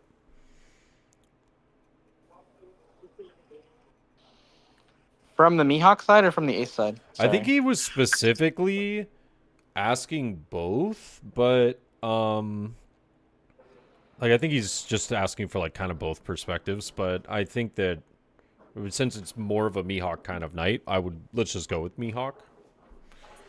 So Mihawk, the way that Mihawk actually works in some matchups is you just blast them. All right, you get 3 Dawn back from your leader skill, and you just ate them. That's like really, really, really effective against Ace. Right? Yeah. Like every turn you're smashing them 8. You're playing on your 3 Dawn turn 8. On your 5 Dawn turn, tap your play your guy, get your 3 Dawn back 8. Next turn, if your guy that you got was Tashigi, you go like 8-8 and play the Shanks, right? And then in the next turn. Yeah. You just keep kind of pressuring them. What you need to make sure that you value more than anything else from the Mihawk side is you want to keep your Dead Man's games for the lethal turn, because otherwise you don't have a way to deal with the blockers, the big ones. Yeah. Right? Like you can deal with the Marco pretty easily from your Shanks or your Mihawk, but not the 10 cost blockers, right? So normally what you try and do is you're trying to get as much value out of the Ace prior to them dropping those, and then once they've played like one, you like get as many cards as you can from them, then they play another, and then you try and kill them with Dead Man's Game on that turn. Usually the game tries to go no longer than I would say your second or third 10 Dawn turn at the most. So try and think about the game only going to be 8 turns. And if the game is going to be 8 turns, work your way kind of backwards and try and get the most out of the Ace as you can during those 8 turns. Okay. And if on the 8th turn of the game, you're going to Dead Man's Game kill him, what does turn 7 look like? Right? And work your way backwards is what I mean. Oh, okay. That's fair. That's a good way to look at it. So let me see. One thing I wanted to ask about that is if you had this opportunity where you play Perona, 1-cost Perona, and you're given the opportunity of like picking up like a Law and Beppo or something like that, or like a DMG, but you're only running 2 DMGs in your deck. Are you taking DMG into the Ace matchup because it's more prevalent in the end game? I would still take Law and Beppo just because Law and Beppo can basically do the same thing. Okay. How like it disables the 10 drop for 1 turn so that it's tapped down so you can swing with your board, and then like the next turn the same guy is still tapped down. Yep. Okay. Fair. All right. And then let's see. We got a couple of questions in the chat. Steezy said, I have a question. How dare you disrespect my yellow color? Okay, I'm done with you. All right. How many Light says how many 2Ks in Mihawk and which ones? 7 2Ks, 4 Zoro mandatory, and then I personally like Scratch Manapoo. Okay. Scratch Manapoo over the over the Hawkins. Whatever other 2K. Yeah. Okay. You could have the reason for that one mostly is because I like to have I like to be able to like tap down the searchers and stuff in certain matchups. Like in the mirror, I want to be able to remove Kitten Killers. Are you talking Or about if they the? play like standing Bonnies, I want to be able to like tap down the standing Bonnies. Yeah, you're talking about Versus EBO Ace, I want one. to. Scratchman. Yeah. Okay. I want to make sure that I'm always like. Oh, I don't know if your mic cut out. Oh. Yeah, I muted it for a second. Oh, okay. Yeah, so the EBO one, yeah, this one's like very good at like clearing like small characters, like little blockers, clearing. I like it. All right. Yeah, it's also just Supernova too, right? And it's like it has a little bit of higher utility. Some of the builds play 6-cost Law, which make it even better, but like it has its niche scenarios where I think that this 2K is like strong. All right. Well, I'll definitely give that a try. Why not? See, The Basil Hawkins just doesn't have text. The other option Yeah. that is decent is the 5-cost X-Drake 2K, just because it's a 5-cost Supernova Slash, so that you can turn on your leader skill. Is like the only other real option. Oh, interesting. Okay, because I always thought that it was Like- bad because it like- also didn't have text. You don't have it doesn't have an effect. It's literally a 5 for 5. Yeah. However, it turns on the leader skill. Yeah. Why can I can never search this card? Like I type in X-Drake and it's like, nah, dude. I just type Drake. Oh, there it is. You know, like the rapper? Yep, started at 20. I like it. And Kowaloom asks actually a very good question. I feel like obviously you're going to be a little bit biased towards this, but I think that you could give a pretty good objective answer, to what maybe he can expect over the next 12 days. So Kowaloom says, "Is it too late to join the dojo for Nats?" No. And you why? will need to play catch up. Yeah. But there's info on every single deck. If you don't know what you're playing yet, you need to decide within the next couple days. I think you can decide in 2 weeks and like get really good at a deck in 2 weeks, but you need to decide now. And we have all of the information to help you decide on which deck and why. You will be playing catch up though, but there is a ton of stuff to catch up on. It's true. I haven't even finished reading all of the fucking 1 minute guide crap. I've read it for like the 2-3 decks that I'm more interested in playing, but I think it's good to know for all of the decks so that you know what they're looking for on their particular turns and stuff. So and then Broski says, "Do you see value in Perona? Guan released a list with 4 and that same list with 3 stun Bonnie." I think the 5-cost Perona is good, but only if you play the 6-cost Law. Yeah. Because the 6-cost Law lets you put it into play and also stun their guys, and you're developing like a good amount of stats. Whereas this card by itself is just kind of slow. It's like a bad Gravity Blade almost. Fair. Very fair. Concise and to the point. And then Chance says, "Can you ask him for starter deck 29? Is it more important to go second against Mihawk or steal first?" No. Just you want to go second so that you can get your Robin Kid Bonnie curve. Yeah, burn. It's like very important to make sure that the Mihawk gets as little resources as possible. So you want to swing like 5, 5, and then like Robin, and then Kid, and then Bonnie. Like basically, you want to just deny them those extra cards, and also swing really small. Swinging large against Mihawk, especially early, is like a complete waste because Mihawk will just take the big ones. Thank you, Jarizi, Whereas for like the against prime these sub. yellow decks, like you're more incentivized to like do small swings. Like I would rather swing 5/5 with like a Lilith Searcher if I don't have anything to do. Right, so it's like I would rather like chip the cards and just like try and get as much value from the Mihawk as I could, so that I can like follow up and play my Robin Kid Bonnie curve. Right, it's just more important. Nice. Heck yeah. And then excuse me.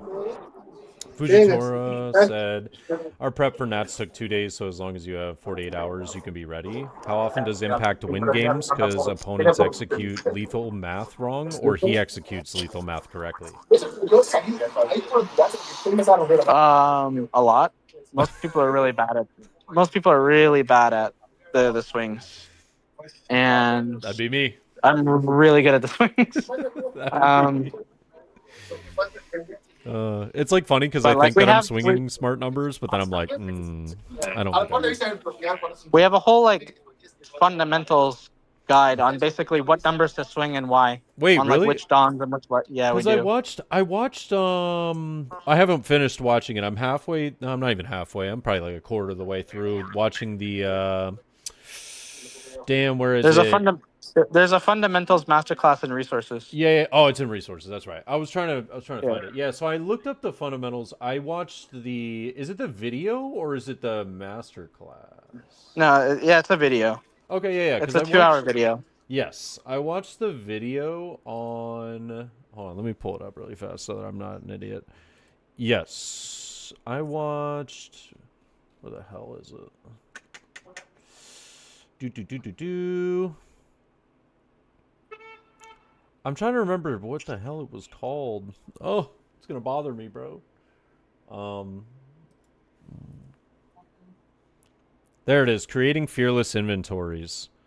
So I watched that. Only about 30 minutes of that. I still have like another. I'm only 25% of the way through that, but I still need to watch the other one. So is it the other one that's got? I'm assuming it's got like Shanks as like the thumbnail or whatever. Is the swing tactics? Either way, there's probably in one of them. I gotta watch both of them. So. Yeah. So we have the inventory is basically something we recommend that everyone does, and it's kind of just like writing down where you're making your mistakes most often, so that we know that we can focus on those areas for improvement. Gotcha. Basically, it just requires. It does require you to be like completely honest and be like, yeah, no, I don't think through my lethal turns, or I don't think 2 turns ahead, or I don't think about the end game, or I don't, or like my mulligans are bad, or like I don't mulligan bad hands because I'm afraid of getting worse ones, like that kind of shit. Like you need to like really be honest with yourself. Okay, fair. So it's the other video that's a little more like giving giving a little. All right, because I feel like my lethal math has, or not even just lethal, but just like objectively better swinging into board as well as leader has gotten better over the years, but I still think it has a lot of room for improvement. When I first started playing this game, bro, dude, it was bad. It was abysmal. Like I go back and watch some of my original videos and I'm like, holy God, I am so bad at this game. And now I've definitely gotten to a point where I feel a lot more comfortable, doing the correct swings. But it does take time, and I feel like it always changes per leader. And you adapt so quickly, and I'm trying to I try to get there, but you as well as other players just like adapt so quickly to different leaders. It takes me more time. It all comes in a base of fundamentals, though. Like once you have really good fundamentals, it's really just you're really just changing in terms of the leader, right? Like swinging 5-7 might be good against one leader, whereas swinging 6-6 might be good against another. Whereas, and like all the different reasons, kind of how and why, are kind of broken down. Like we have the video, like I said, on when to swing certain numbers and why. It's like the fundamentals class. And that is a must watch, I think. It's like 2 hours long, but it like really breaks down all the different scenarios, kind of how and why you want to swing different numbers and why.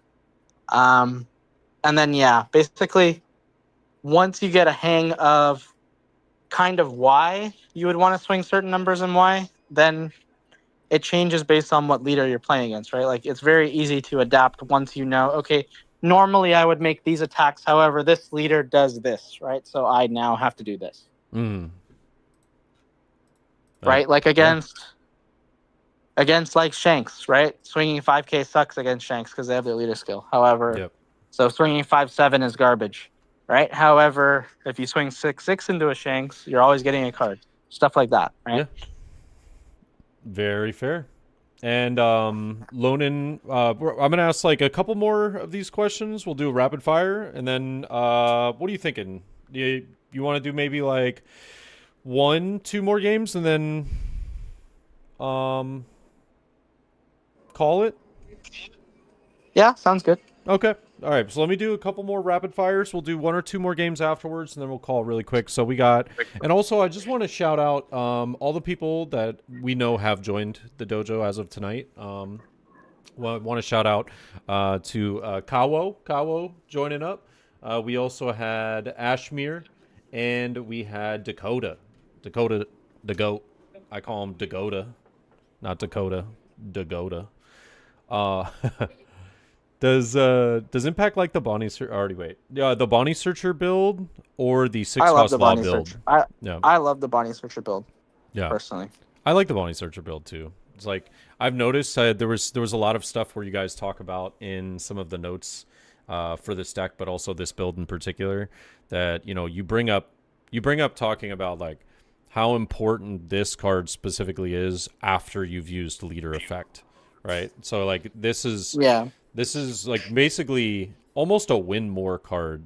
A lot of times, like you can just have these on the board, and your opponent just has to deal with them and has to respect them because it becomes a pseudo blocker, or else like you just run away with the game. It can also, it can snowball very, very hard, especially if your opponent misses their searcher on one and you play Bonnie. You can go like tap the Bonnie, get another Bonnie, play the other Bonnie, tap the other Bonnie, Yeah. or like all kinds of scenarios where you can just like stick the Bonnie behind a blocker, and then because the Bonnie's behind a blocker, they can't do anything. Yeah. And it just draws a card every turn. Normally, the restraint of the Bonnie card is the Dawn, but you're playing a leader that makes 3 free Dawn a turn, so it's just a little bit overpowered in that sense. Yeah. And then Steezy says, my brother wants to know what the optimal 5 cost to play in the build is. Perona, Tashiki, Carrot, Stun Bonnie, Blocker Bonnie. Well, I mean, I think at the end of the day, it's got to be Tashiki, right?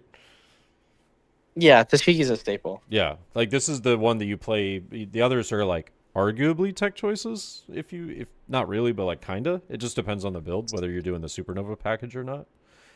So without Tashigi, you don't have a way to play around leaders that have a lot of removal. like blue and yeah, any of the Josie purple, leaders, Mars, kind of. etc. Like all of these different things, they would be really, really impactful on the 5 or 6 Dawn turn.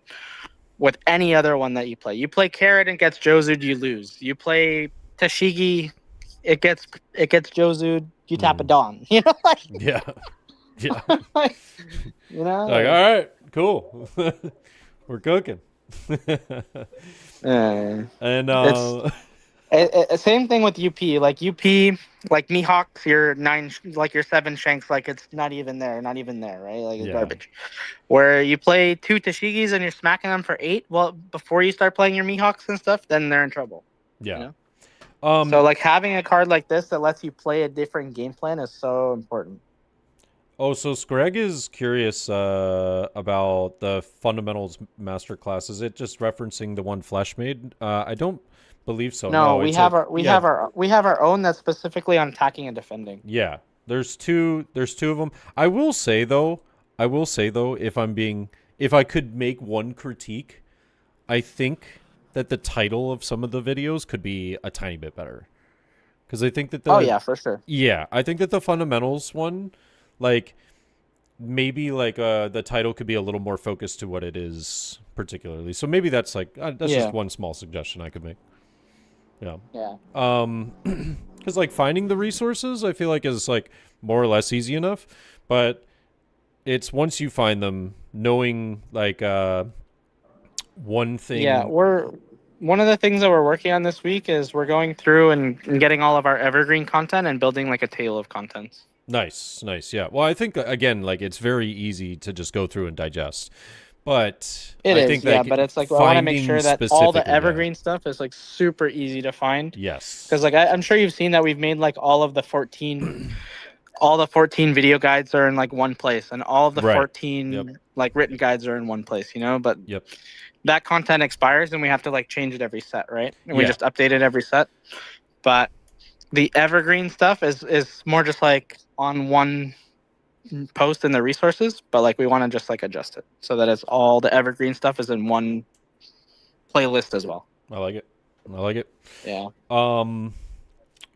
Metal Saga is asking something completely unrelated to Mihawk, but is asking, how do you win the Emu matchup as Yellow Luffy? Is it even possible? It involves playing a lot of Kumas. Yeah. So it's like So chipping Kuma and like probably burning life and relying on what, the one cost event, right? Once you get him to 0? yeah, you need Kuma's like really good because they are not really incentivized to kill Kuma because it extends the amount of turns that the game is going to go. When you think about it from the Emu side of things, they're trying to end the game on their 7th turn, so the second or third Tendon turn. And if they have to kill a Kuma, that's an extra life, meaning that's likely an extra turn, which means maybe you hit them with a second unblockable 14. You know, so it's like that's kind of how it is from the Emu side of things. So Emu doesn't really want to extend the game too much. So if you have multiple Kumas swinging at them for 7, they have no option but to remove one. And then if they have to remove one, they have to play for another turn, which means another 10 drop. You know, so it's like already asking more from the Emu side of things. And then, yeah, you want to start like burning the life. Robin, not necessarily as important as Kuma, but definitely like kids and Bonnies are like very annoying for Emu to deal with. And then, yeah, Kuma's just a bitch for sure. Emu will try and starve you, but yeah, you basically need to just like try and gain the extra life from the Kumas and make sure that the game goes an 8th, maybe a 9th turn. And then you don't want to use your unblockables as counter. You want to use your unblockables as like your finisher. God, that sounds so awful. An 8th or 9th turn. Ugh. Yellow Luffy, dude. God bless anybody that plays that. That's the thing, right? Like, if you know how many turns a game is going to go, it's better for you, like in every aspect of the game. If you understand the game is going to go 8 turns, then you're going to do the most that you can to get out of those 8 turns. You're not just going to have like some mediocre turn, right? Like you're going to think, okay, the game is ending in 2 turns probably. Either he's going to kill me or I'm going to kill him. So I need to like make actions towards winning the game, right? Yeah. If you keep that kind of stuff in mind, you'll find that you just become a better player naturally. Okay. Sweet. And yeah, I guess I'm gonna ask 2 last questions. That's it, and then from chat. This is again just 2 last questions from chat, and then we're going to hop back into the matches. Yeah. So I think I can do one more game. Yeah, that's perfect. All right, I just saw the time. yeah. We'll do Yeah. to these last 2 questions, then we'll hop straight back in one game, and then we'll do. Bodega Boy said, "How do we feel about 3-drop Tashigi to save your big character from removal?" Very situational. Only playable on the 3 dawn turn, so it's not really that great because in this meta in particular, you're not even necessarily getting your cards removed by card effects. You're getting them reduced and then attacked into too. So it's like it's only protecting you from one set of removal, not the other. So you're gonna start running into issues with stuff like Round Table and Divine Departure, Virgo effects, etc. Even Nazjuro, right? So it's like doesn't really help there. It is a 2K, so the floor on the card is not that bad. It's always just a 2K. But it's also not searchable. And on your 3 dawn turn, usually you're trying to get as many of the searchers and coffin boats as out of your hand before your 5, 7, 9, right? Yeah. So me personally, like I'm not a fan of the Tashigi. Fair. And then the last question was, how do you feel about Karma exposure? Good card, searchable. I like that it is searchable by Bonnie. I do think the +4 is way better than the +3. Just because of kind of how like characters are sized in this meta, right? Yep. So like an example of that is Shank swings at you for 9. You're a 6K leader. +3 doesn't do shit. +4 does. You also already have a lot of +3 events. So having more +3 events kind of doesn't like it makes it easier to do the math against you. Whereas like having a +4 event can like really change the numbers. And yeah, the +4 is not searchable. It is searchable by Perona, but it's not yeah, it's not searchable, but that's also kind of a good thing if your opponent's attacking the wrong numbers because they don't know what counter event you have too, right? Yeah. All right. Sweet. I was curious, because these were good questions. So I hope that everybody in the chat felt like they got a good answer to some of the questions they had. I thought they were great questions. Let's get one more game in, and then we're gonna let Josh go because he's like, bruh, what the? No, I'm just kidding. But yeah, all right, let's get one more. I appreciate you hopping on, man. For being a part of this. For sure. It's always good to. I feel like, dude, you've always got good vibes. It's always fun to get some information. Oh, the mirror, and I get to choose. I'm curious how. See, you simply just win the dice roll. I won the dice roll. However, may I choose second so that we can try this on the worst curve? I mean, it's your ranks. I don't care. I don't care. Like I know Then go second. I know that it's not optimal, but I always mulligan hands like this. I think hands like this are bait. all right, got it. I need to make sure that I'm finding the cards that I'm looking for. So I'm looking for the stun Bonnie. I'm looking for that. Okay. Yeah, and then I'm playing this in Sengu. Okay. Wait a fucking minute now. Hold up.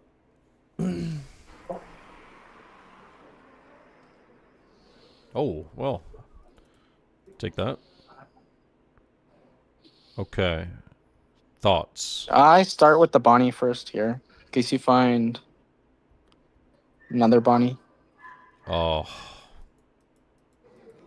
It hurts so bad. But are we taking You actually have to take the stun Bonnie here, I think. Yeah. It hurts though. It's okay. That's fine. Okay. So I'm my stage now. Yep. Okay. We swing 8. Yep. We swing 8. We restand.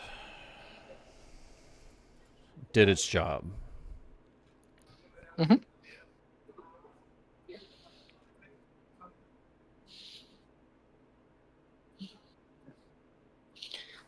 Ooh, carrot. All right. So stun. You're definitely stunning a Dawn, and you're definitely swinging with the Perona, or like playing the Perona. So Okay. just start with the Perona first. Gotcha. Yeah. It's not like we're gonna find anything for this turn that we'd rather play, but like if you find something for next turn that you would want to play. Maybe Tashigi for next turn, but probably ends up being the Bonnie anyways, so... I think we're just going to play Bonnie blocker for like pretty much for sure next turn, so I think I would rather take the Zoro. The Zoro, right. Yeah, okay. Okay. So then we do...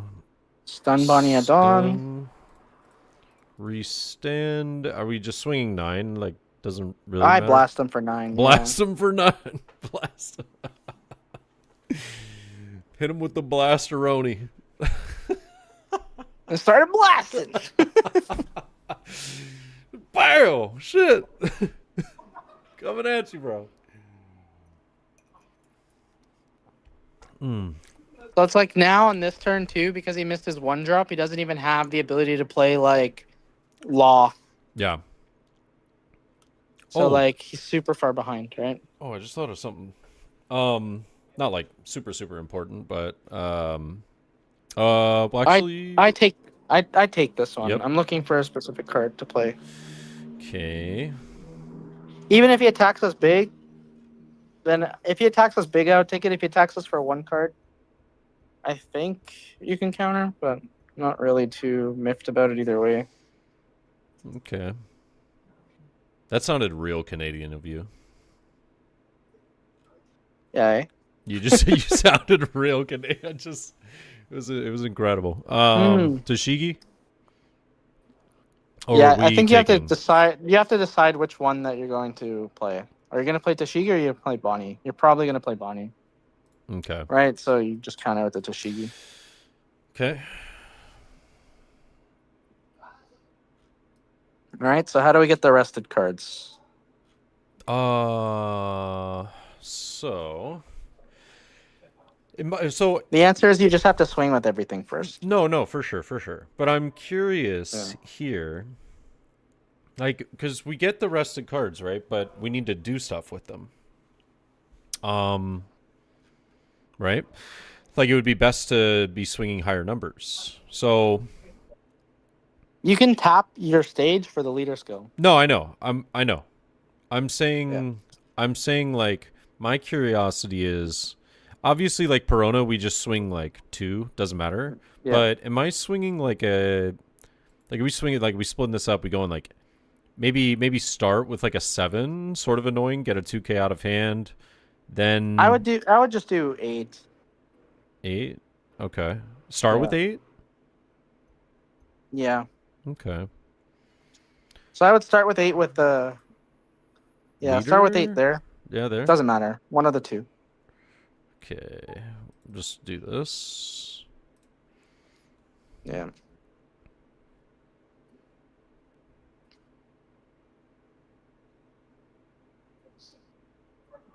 He's like inclined to defend it because it's the same size of his leader, Right. but he could also like let it die because we're gonna like likely farm it. Okay, so here's my interesting thought. So if I go like Perona 2, Coffin Boat tap, Jewelry Bonnie, Yeah, and then 8 again. and then Yeah. like no, even more than 8. Like It's not big because you need Tashigi? to tap the stage. You need to use the leader skill. Oh, you're right. So first Oh, action, you're right. swing with Perona. Yep. I've Second never action, been so sad in my entire life. You're absolutely right. I mean, we second could action, like use the play leader skill. play Scratch Minaboo.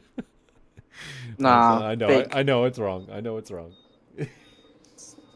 Use the leader skill to tap the stage. Yeah. I'm just oh, Yeah. it just hurts, bro. It just hurts. Ooh, Alright. what are we getting rid of here? My Probably a 2K. really? I feel like we're gonna use the spells. Okay. All the spells are like good.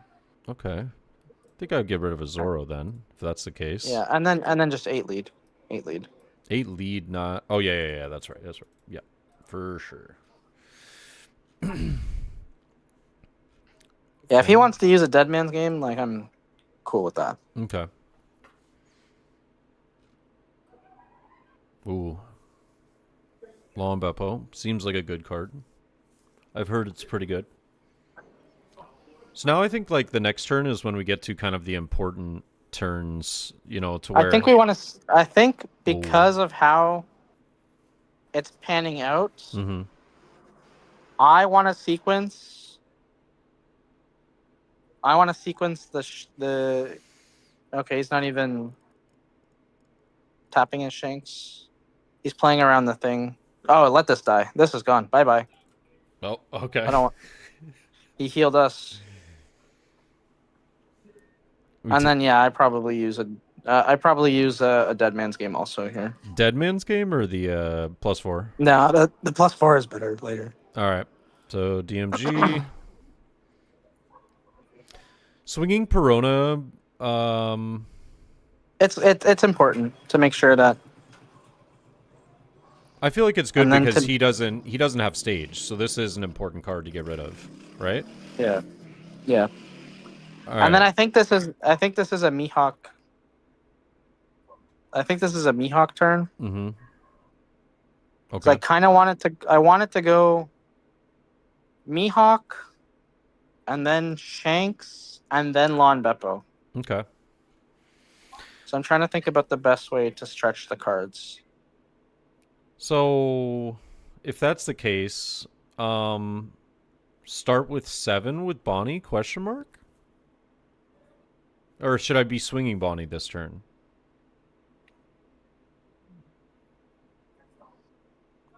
Yeah, you should swing Bonnie this turn. Yeah. So like But 7 tap. you're gonna have Dawn freeze. for you're gonna have Dawn. So I would just do like 8/8 probably. Okay, 8/8. 8/8 preferably over like 7/9. Gotcha. Yeah. Okay. He's tapped out, so it's 2 cards is 2 cards. Okay. So I'll swing leader first because it always leaves the idea of like, is he actually going to be swinging the Bonnie? Right? Is this the correct Yeah. order of things? I would imagine it is. Yeah. It's maybe not that important, but I just try to, you know, because they think like, oh, I'll take this, and then they go, oh wait, shit, I didn't think. Oh, see, see. Yep. Look at me. Look at me. He's like, yeah, I'll take that because he's not going to swing the Bonnie. Sorry. I just made a face.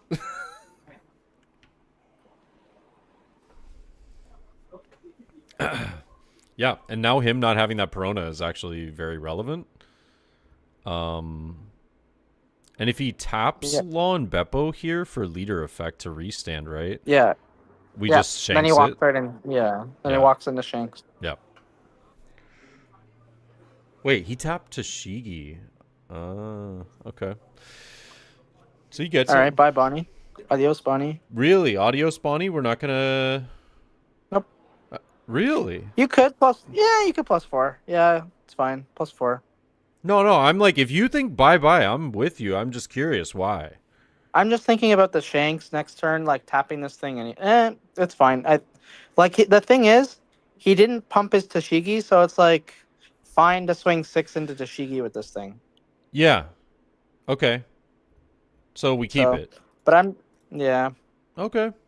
I was like, whoa, really? Yeah, let's fuck. I'm not that big of a fan of keeping it because like. I would.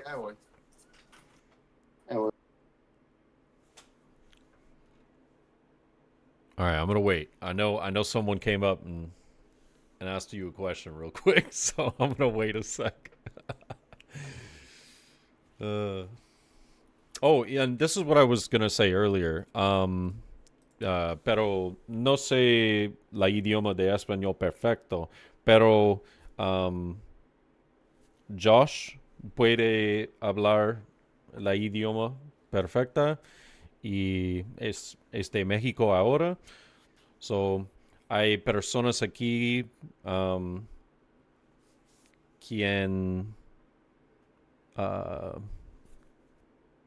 quieres aprender más de la juego, te puedes aprender en español también, yo pienso.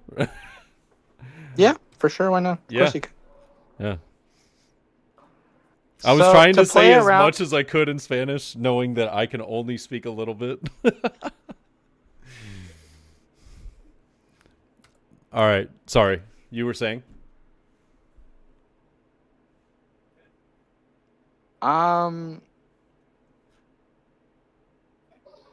We have to play around Spiderweb this turn, which means we want to do our attacks first. Oh, okay. So 6. Yeah. Okay. That's actually a really good point. Maybe I should have started with leader, actually.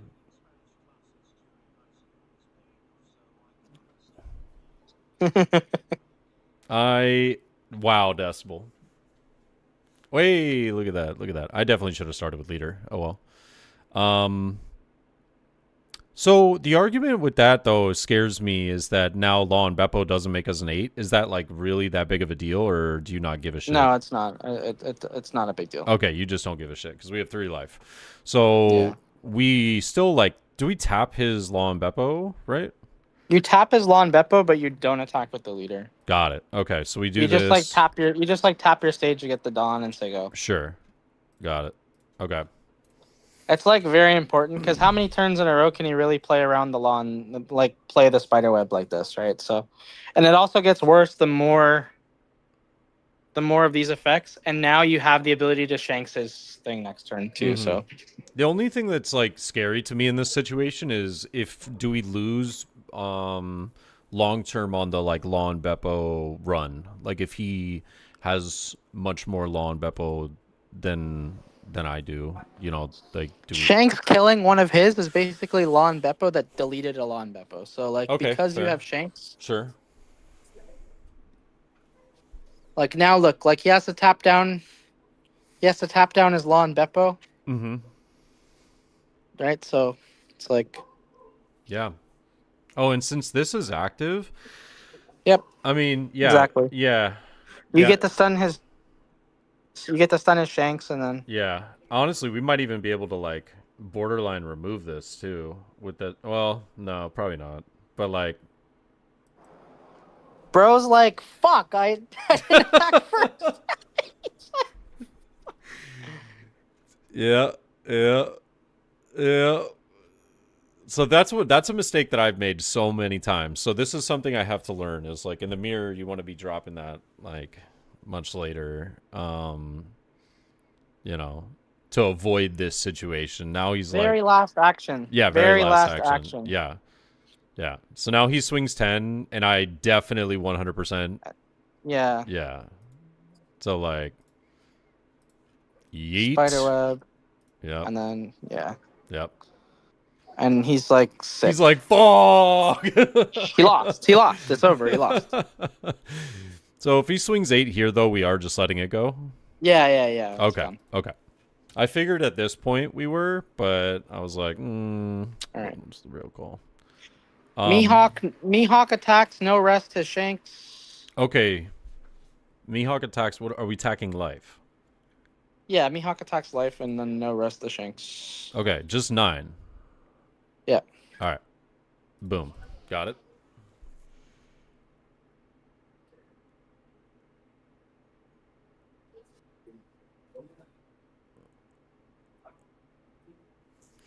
And this kind of like baits the idea that he could potentially use like what do you call it?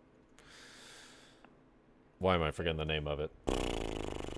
Spider's web on the Shanks, and we're kind of like, whatever. Oh, well now he definitely can't. Now the secret's out, you just Shanks his Lawn Beppo anyway. Okay, so he Shanks the Lawn Beppo. Tap your stage. Do a little restand action. But am I swinging big into the Lawn Beppo here, or are we just No, ignoring it and going life? No. Just try and kill We're him. going life. Okay. Okay. I go like 10-10 here. Got it. Okay. 10 with the Beppo first. 10 with the Beppo so first? He doesn't know it. Got it. Yeah, so he doesn't know what you're doing. Fair. Yep. Yeah, like I said previously with the blocker situation, it's always kind of like just leave him guessing, you know? Yeah. Okay.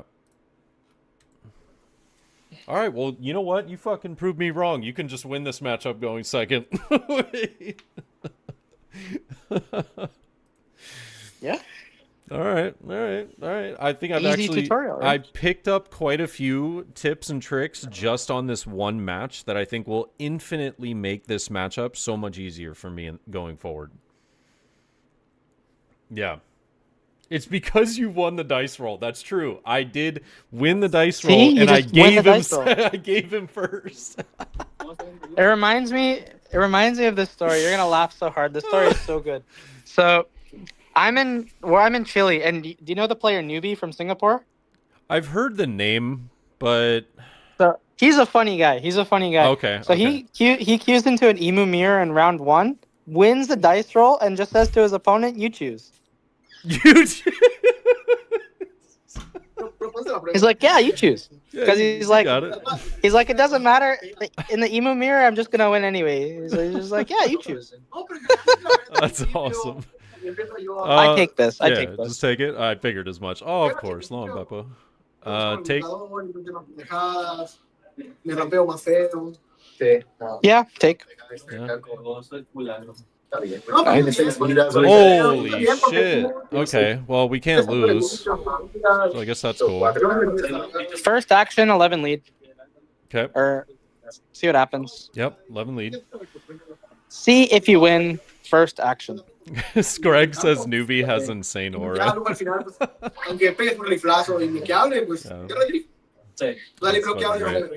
All right.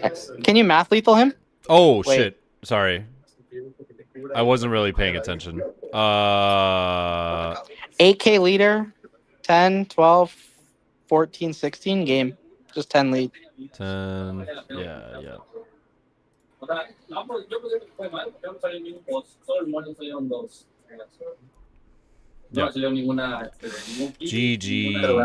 GG. Always check if you win first. Yeah, no, 100%. 100%. All I have to do is he goes 8K and then 2 or 4 2Ks. Sorry. I'm just letting him know I got to go, but all right. Sweet. Yeah, dude, wow. Thanks for joining us. And damn, people just said that my Spanish was excellent and impressive. Let's go. I'm very happy. Let's go, dude. If you guys want Spanish coaching. No, I'm joking. No, I am not good at Spanish at all, but I am trying to get better eventually. Just like One Piece, which is why I'm part of the dojo. And why a few of you guys have joined tonight. So love to see it. And you guys saw firsthand. Love to see it. Yeah, you guys saw firsthand what you'll be able to see every Tuesday, Wednesday, Thursday, correct? Yep. Tuesday, Wednesdays, and Thursdays. Yeah. The sad thing is like, unfortunately, I work the vast majority of Tuesday, Wednesday, and Thursdays. But the nice thing is the recording sessions allow me to just go back and watch. And if I did have a question that there was something that happened that I didn't get to ask, I can just always ask it in the Discord, and then they can maybe give me some more insight on it. You know, the best thing about that, though, is what I do is I have sticky notes everywhere. Take timestamps, write them down of what you think could be very interesting, like a unique thing that you might be like, hey, I was watching this video and at 13 minutes and 27 seconds, I saw this. I was curious what your idea was here and like why you were doing that. And then, you know, you can get some more insight and it's really good. Yeah. So, just want to say a huge shout out to Josh. Thank you for joining us, bro. I know. Thanks for having me. Yeah, man. I know you got a lot of stuff going on, so it's great that you were able to take this amount of time as well to come and spend not only with me but with my community and, you know, welcoming a bunch of new people in as well. So greatly appreciate you, bro. And is there anything else you want to say before heading out? Because I know you got to go. No, I'm good. Just wanted to shout out the dojo, shout out my practice group, Team Unemployed, and this shout out is my your sponsor, job, though. This is your job. Yeah, yeah. That's awesome, dude. That's awesome. Yeah, the link is right there, Templars. And ask him what he's taking to Nats. What are you taking? Talking to me? Yeah, that's what Arthur's. Secret. Oh, it's a secret. No, it's playing me, huh? Oh, it's me. Oh shit. All right, bro. Well, it's been a pleasure, and yeah, I hope you enjoy the rest of your night, man. Thanks for hopping on. You too. Take care, everybody. Yep. Take care, bro. Bye.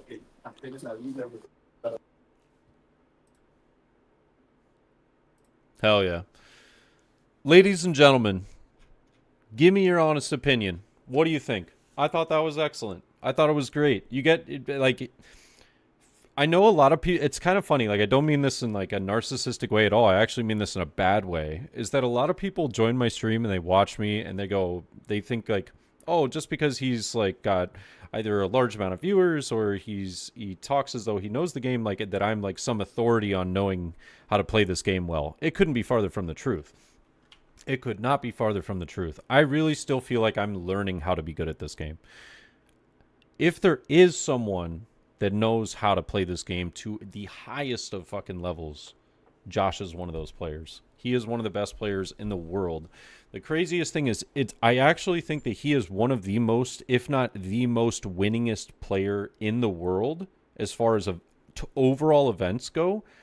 But he hasn't made it to Worlds yet, which is, like, so ironically funny in a way. Because, like, I think I've told them this before. I was like, dude, when you make it to Worlds, like, it's going to be the craziest thing ever. Because you have to win the whole thing.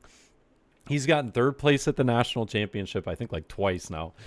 And he just can't get that that invite, and I'm like, dude, he's gonna get it, and I already know like this dude's gonna win the whole thing. He's literally gonna win the whole thing. It's crazy. Like, he's just so he's frustratingly good. Like, I hate how good he is sometimes because he just sees the game differently. And like, I've started to see the game differently being around him as well as being around other players, you know? Like, there's like watching Flyest Raven sometimes, like, he's like, why are you doing that? Do this instead. And I'm like, oh, you know, I'm like, damn, dude, it's like, why didn't I even think of that? You know, just like the silliest thing. It's the silliest thing. Sometimes you just need someone else to show you how it's done first, and then you're like, boom, instantly there. You know what I mean? Yeah. Yeah. Cool stream. I learned stuff. Might have to play some Mihawk. I think Mihawk is a really fun deck. I think that there is a lot of skill expression that comes after you use your leader effect and like where you swing, right? It's like where you swing, how hard you swing, and like what you need to be doing with the like remaining Dawn that I think is like where the skill expression comes from. It's a very fun leader. I personally really am disappointed. I wanted to play Ace, but I think that this leader is just overall like too good not to play. But it has some bad matchups, which is like what makes it a little tricky. I think the list still is like also in like a bit of the refining stages. Yeah. Have I played other TCGs before? No, not over the board. This is like my first over the board TCG. Other than that, I played Hearthstone. And for this to be my first over the board TCG, and within a year and a half of playing it, I got my first top 8 and I got second place in a 1,000-player event. Felt like amazing. And I have to credit Josh. Like, Josh literally gave me 2 sessions of going over, you know, like how I could improve, because I felt like I was so close to being there, but I just needed a little bit of push further to get to that next level. And him and Jonas, like I worked with Jonas one session, worked with Josh twice, and like it just helped me get there, and it was crazy, man. It was such a crazy feeling to see like the fact that I was getting better, but I just need that little bit of extra, you know, that little bit of extra like knowledge, that little bit of extra push to get exactly where I need to be, you know? Because like this is their job at the end of the day. Like, these guys take this game very seriously. They play it to the highest level because they play it over and over and over again, and they run the game into the ground, and they will just continuously practice against, like, they have play test groups that they just practice and practice and practice and get, like, you know, invaluable amounts of knowledge. And eventually this game becomes quite literally a living, you know, doing it, which is shit, man. I'd like to get there, dude. Damn. And it's wild too. It is wild that one of the coaches in the dojo, right? Again, Josh just being a part of that and everything. One of the coaches in the dojo was originally a student. He was originally a student, and like was then just started crushing it. Was just crushing it. Literally won 2 events in a row, back to back, first place. Has just picked up everything that they got, like absorbed all of the knowledge, and is now quite literally just running events. It's insane. It's insane. And I've watched him win. I've watched him win all these events too, and I'm like, Jesus Christ, like, it's disgusting. It's disgusting. He was like, yeah, dude, it's like the best money I ever spent. I got all my money back and more. And I was like, yeah, no kidding. But at the same time, like, I'm not going to put one person's success story as everybody's. I'm always just a realist. I don't think that every single person that will sign up for it will become the next consistent top 8 player. It's not going to happen. That's just the reality, right? But you will become a better player. That's what matters. And so, like, it's one of those things that if you want to see the progress, you maybe pay for a couple months. You see the progress, you be happy about the results and everything. And you're like, cool, I'm happy with this. I'm good to go, right? Or you end up doing it and you find huge success, and you're either like, all right, I'm going to fly solo now, or you're just going to keep doing it because you're like, I want to keep getting that information. Yeah, so it's really up to everybody and, you know, what's best for them. But I hope that it works out for a lot of you guys, and that you guys see really good success, because one, it'll reflect well on me, it'll reflect well on them, and at the end of the day, yeah, hopefully it comes full circle and you guys are like, holy shit, I just got my first top 8, Luffy. Here's all of my prizing because I love you. Wow, thanks, dude. Thank you so much. I really appreciate that.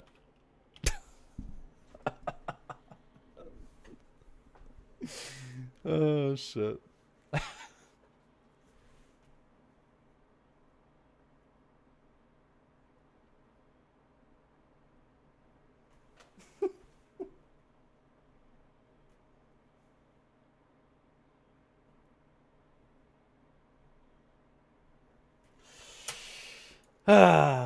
Sneezy, I would do that. My goat. That's my goat, dude. All right. Ladies and gentlemen, I can bring the music back up a little bit. I want to say, and I can also bring the alerts back up, because I want to say thank you to a lot of people. Thank you to Redbeard for the 5 months. I appreciate you, bro. Thank you for Red Bear, if you're still here. Red Bear Shark. Thank you to Complex. Thank you to Jerizi with the Prime sub.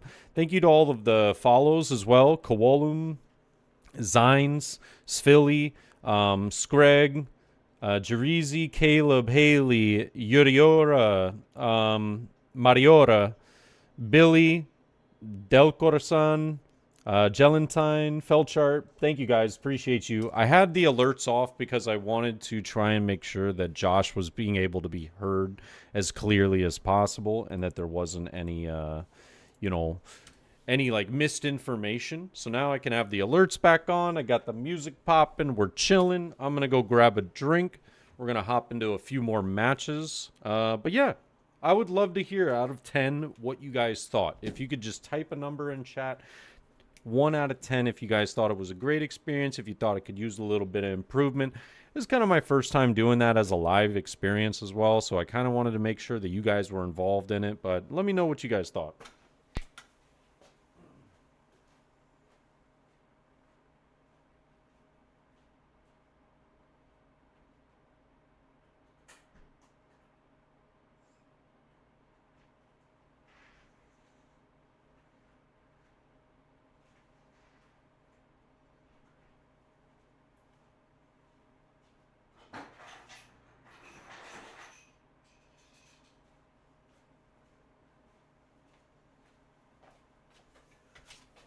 Hey.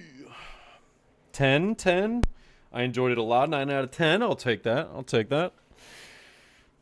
that all day. Hell yeah. I'm really glad to hear that, though, that a lot of you guys enjoyed it. And yeah. And for any of the people that did join, I hope all of you used my code, because you get a good discount. I hope all of you used it. But on top of that, what was I getting at?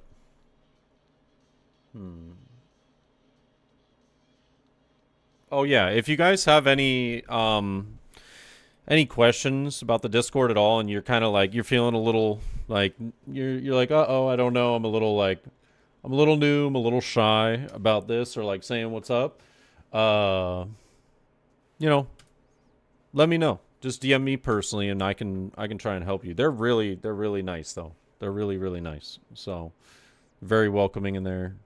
They'll let you know. And if you feel like anything's like past what you believe was maybe like good, easy for you to digest or understand or anything like that, during any of the recorded sessions that they do on the weekdays, let them know. Speak up. Just be like, hey, what did you mean by this point? Because it might be something that they're speaking in genius talk. Like they'll be like, hey, free card, free value, free this, that, and the other, and you're like, wait, free what? How is this free? Ask questions. It's the best way to do it. Kind of a bummer, actually, but it's not the worst thing in the world.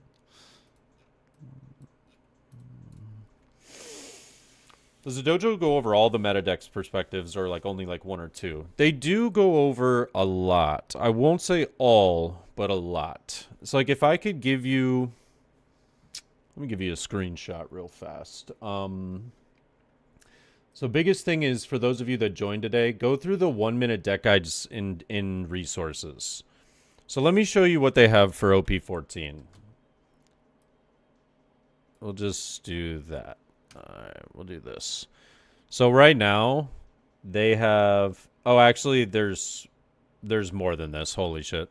I screenshotted incorrectly. Holy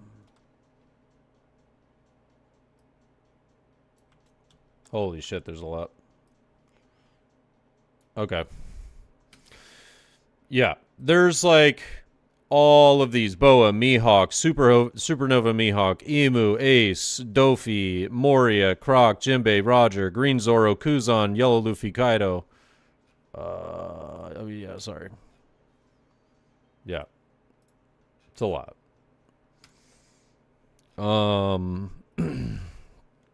Damn, he's got all these boys, and I didn't see what he got. Atmos?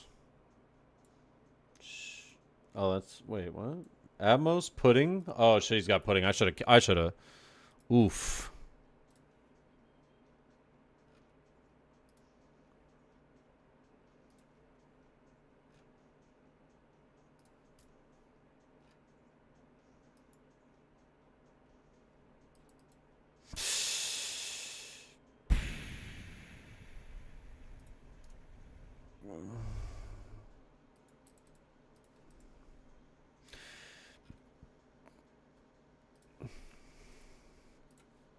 I'm gonna get pudding so hard right now. Yep. Yep. It's fine. Dum dum dum dum dum dum.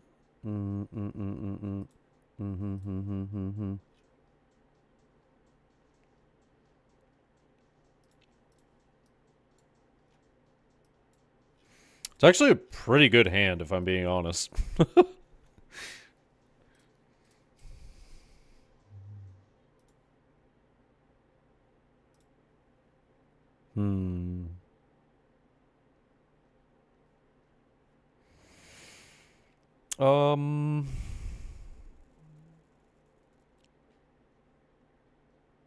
I think it's that. I think. Yeah. And then we just fucking jam, dude. 9 to the dome. How do you feel about it? How do you feel about it? Yeah, bro. Sweet. Does every deck that's relevant. Yeah, meant like the main ones, which is kind of what I figured. Yeah.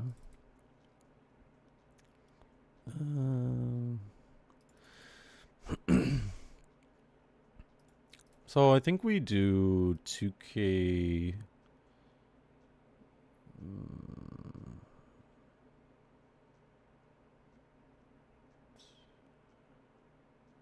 2K 1K here, probably.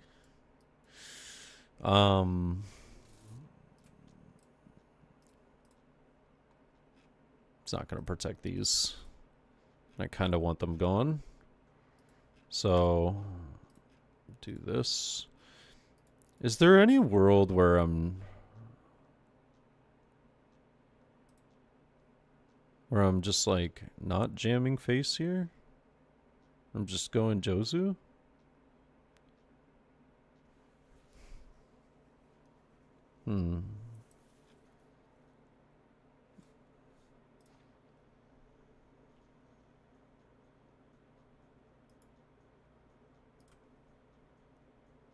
I actually don't know.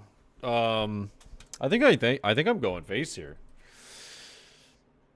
I think I'm going face here. Yeah. Right?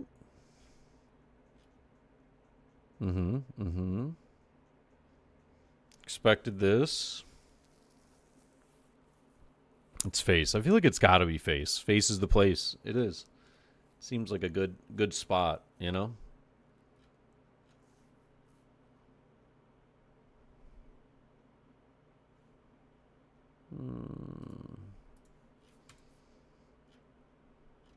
Okay.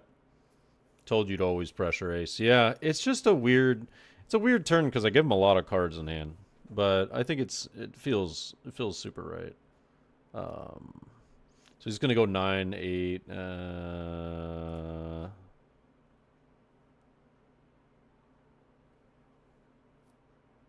guess we take. I guess it doesn't really matter particularly.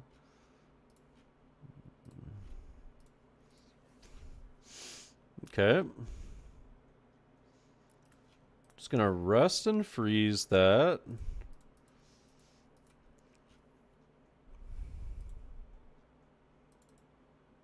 think I'm gonna start with an 8.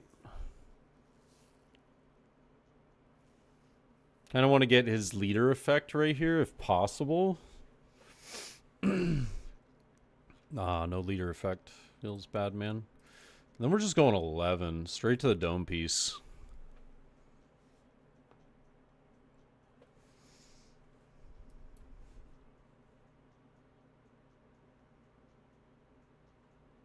Yep. And now we have DMG to win the game. We have 1, 2, 3, 4, 5, 6, 7, 8, 9 rested cards. So this is a +4 now. You didn't play around Beppo. Sheesh! Sheesh! No. Yeah, you gotta pressure ace. Ooh. Ooh, he's about to just disconnect. I can feel it. Oh, I can feel it. Oh, I grabbed ice and I didn't even pour myself a nice new beverage. By the way, ladies and gentlemen, for anybody that was curious, that was here yesterday, day three, I won't lie to you, it's still been very tough. It's been very shitty. I haven't been having a great time, but you know, I'm making it through. I am making it through, bro.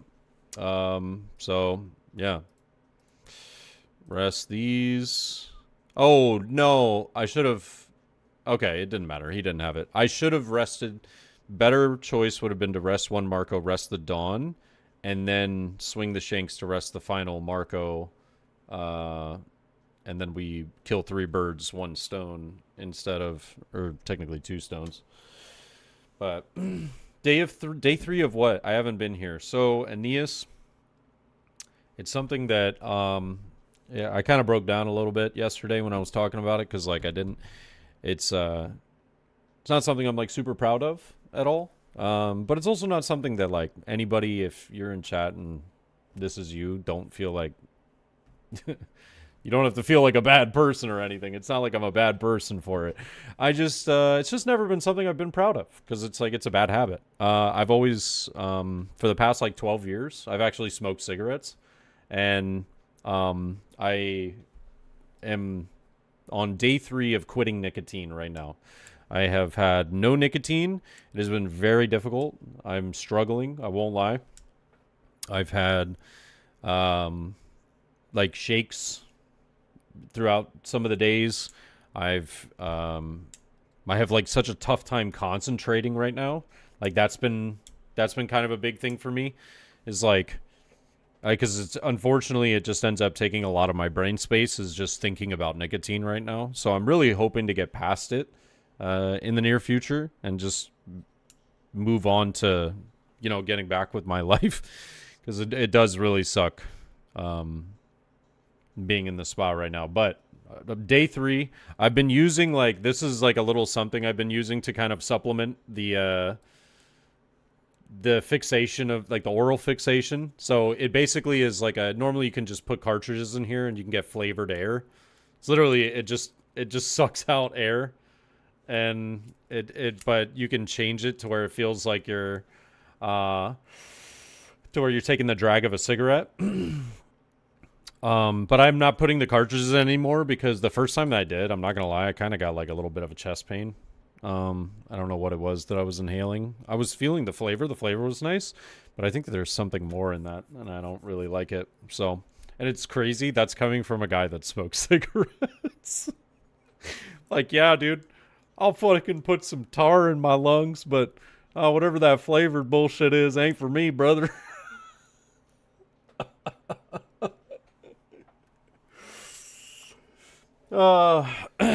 Yeah.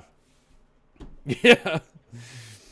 So yeah, it's been tough, but I'm working towards it, man. I'm working towards it right now. If he doesn't red rock you, I think you'll make him explode. Yeah.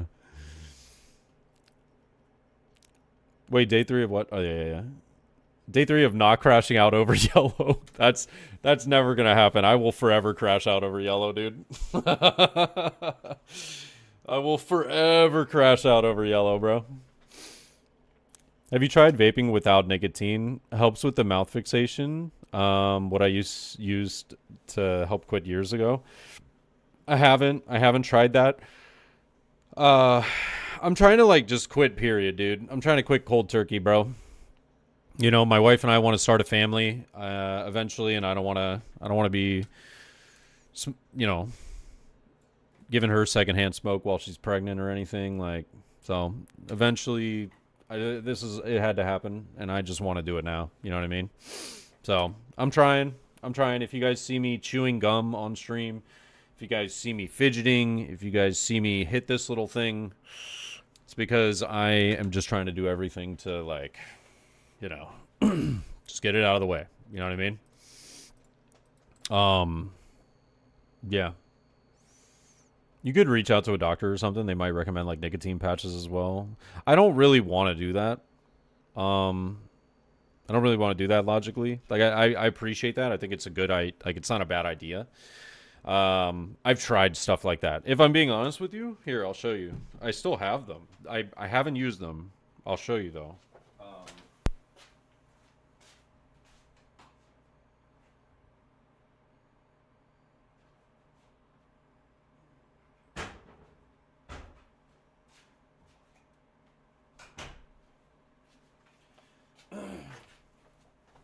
I think I bought these when I want to say I bought these either at the end of 2024 or I bought these at like the beginning of 2025.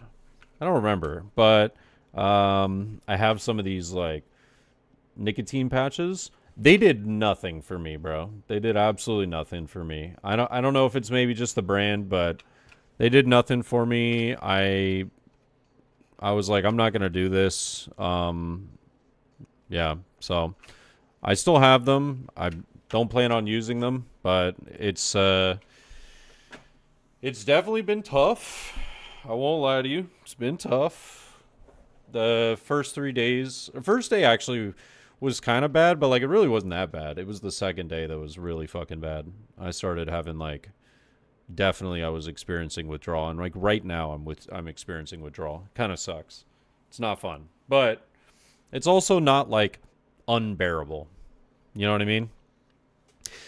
It just sucks because like this is the hardest part about it, is that I know that I don't need it, but like, bro, I just know that my gas station is so close right now. And I could go buy a pack of smokes and I'd be so happy. Oh, dude. I'd be so happy. Oh, man. Yeah. Yeah. Be a man and take a ripski, not that flavored air. What? No. It's not it's like I took the thing out, so it's just air now. Yeah. Your teeth are great for someone who smoked for 12 years. You say that, Sneakies, but it's actually like part of the reason I'm stopping is because of dental issues. Like my top teeth are actually in pretty decent shape, but my bottom teeth, I've had like I have like a couple of like cavities and stuff like that and fillings. So I'm gonna be honest, like it's not stuff I want to admit to you guys like at all, bro. It's very self-conscious stuff. But if I'm gonna try and be honest with myself about it, I need to be accountable and know that like this is really why I'm trying to stop. You know, yeah. You had to quit drinking to quit smoking. You know what's funny is I don't think I'll have that issue because I have like no issue with drinking whatsoever. I have no issue with drinking whatsoever. I could literally go anywhere, not drink for ever, and just be chilling, right? But it's like when I'm on stream, it's always just been a thing when I do when I'm streaming. It's been fun. It's like a interaction thing. It's fun with the community, you know. We do stupid shit. It's my way of having a good time with the community, but also being responsible, because a lot of people think that it's like, holy shit, he had 6 drinks tonight and 4 shots. It's like, bro, my shot glass, I don't take it like a full 3 ounce. This is like a 3.5 ounce shot glass. You think I'd take a full shot of this? 2 of these, I'd be knocked out. I'd be dead. Not really. I wouldn't die, but I would definitely be feeling some type of way. I don't do that, you know? And then the vast majority of these are like, you know, a little bit of bourbon, majority water. Yeah. Yeah. Oh, it was American Spirits. Yeah, it was American Spirits. Yeah. I smoked American Spirits. I tried to not get any of the carcinogens or anything. I just wanted like straight tobacco and water and whatnot, but like it was higher nicotine levels, so I think that's why quitting has become very hard. It's a lot harder than I want it to be. Curran, I love you. There's no way, dude. This is a huge shot glass, bro. It's a massive shot glass. Massive. This is much bigger than like a shot glass that you would get at like a restaurant. This is a huge shot glass. Oh my god. Did your bad influence friend introduce you? No. He got. I was smoking when I first started smoking when I was like a teenager. I was smoking like Camels, like Cowboy Killers, like fucking Marlboro Reds and shit. I was smoking dog shit, dude, like real bad stuff. Legreezy, Papi Chulo. Oh shit! Wait, he's gonna choose second. That's crazy. Gosh, Mulligan. Okay.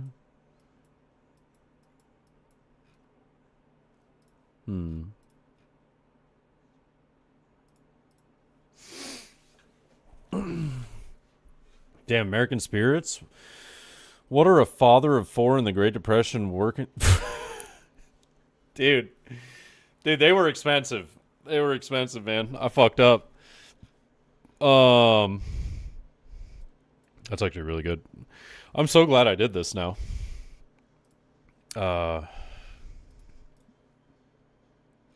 Wow, holy shit. Yeah, I mean, like, I gotta take that, right? It's honestly a little bit sad, though. Like, to a degree. Holy shit, we're him. That's kind of a sad bottom deck, though. I'm not gonna lie. Yeah. It's okay. We call it marijuana. Now that you say that, it is pretty big in your hand. Smoking that white dog shit from the 90s. Damn. Yep. Wow, what a dude. I'm the best. Ladies and gentlemen, literally nobody does it better than me. It's crazy. I might be the best. Might be the best there ever is. I'm just keeping it real. Yeah.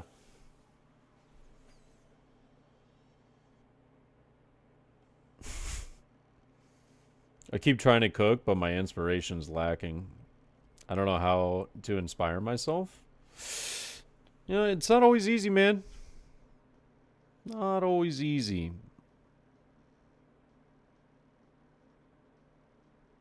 I feel like, I don't know, man. It takes time. It takes time. Yeah. Just be careful. Snacking makes you want to eat. Oh, dude, I want to eat like the entire day. It's been absolutely miserable. Also, Ironfest says, "What's up, champ? I'm just waking up from a coma. Been like a month. Busted my head. Died and came back. What? Hearing you go through this, I know the feeling all too well. The first month will be hell, but your health is more worth it. I will tell you, only time will heal. Every day will get better." Bro, what the fuck? What? You went through a coma? Are you shitting me right now? Oh my god. Jesus.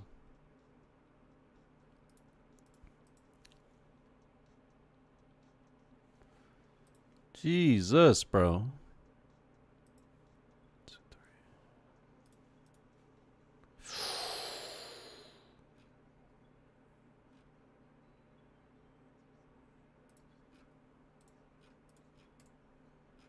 Mm-hmm.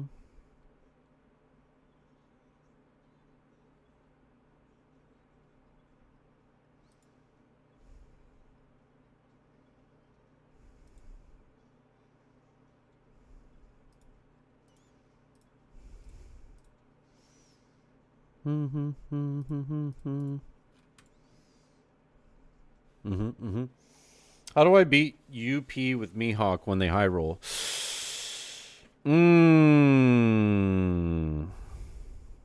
That's a good question, honestly. That's a good question. I feel like DMG is very, very helpful. This 9-cost Mihawk goes a very, very long way.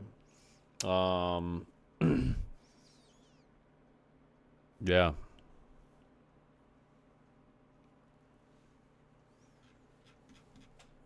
Oh, I literally saw the light. I can't even begin to explain the experience. It all felt like 30 seconds. Next thing you know, I'm waking up a month later. Are you shitting me? Jesus Christ, dude. What happened? God damn, dude. That's insane, man. Happy you're alive, bro.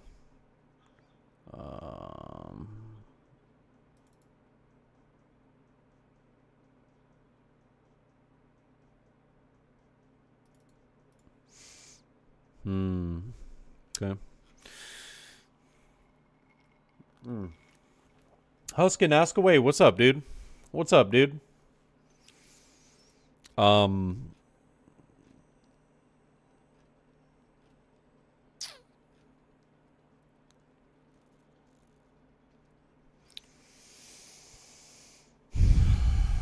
What's the best way?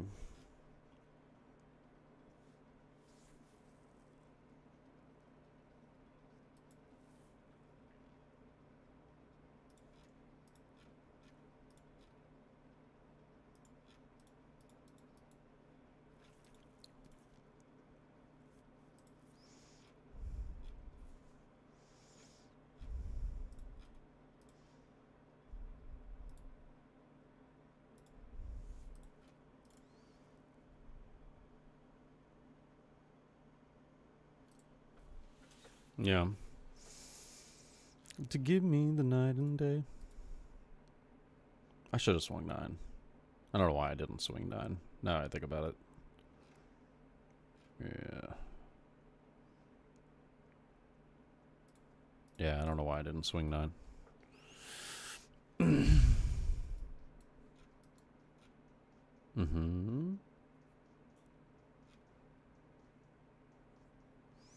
Actually, there was probably a good argument not to swing Tashigi, no? Yeah, I probably should have thought about that a little bit better.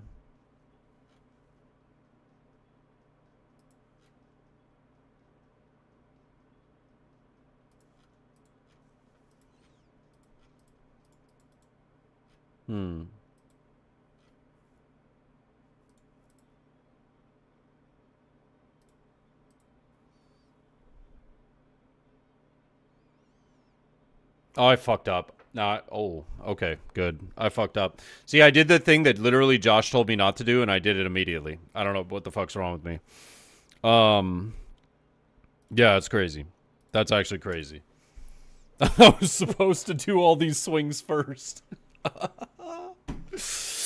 Whoa! I was playing right into restand right there. That's crazy. Hmm. Does the discount code work for the default Metafy tier? Not working for me. I don't know. I've actually not asked him about that. I'm gonna be real. Dude, Iron Fez had to come back pop-up door. We gotta take a shot. You saw the light? You're back, bro? You're here? You're a schlive, my dude? You are schlivin? You're alive and well? We get to see Big Papi Chulo? You know what I'm saying? Where is the online version of this game? Exclamation mark sim. Boom. Alright, we're gonna do something a little different. We're gonna do something a little different. We're gonna hit this man with the yurt into the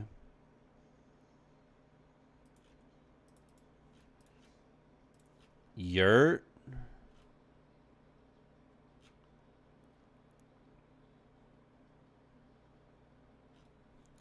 into the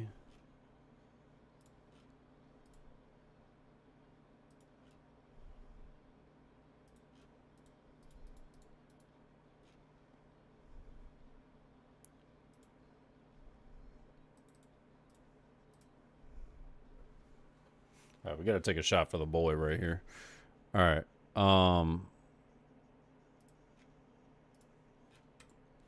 Yep. Yup. No problem, Zorb. Or, Huskin. Oh, wow. Okay. I kind of fucked up. I actually almost did pour a full. I'm pouring some of it into my drink. I was reading chat and I was pouring. That was not a good idea. Yikes. All right. Cheers, Iron. Oh, you back home today? Well, dude, you better take it easy, man. You better take it easy. All right? Cheers to you, brother. Sorry.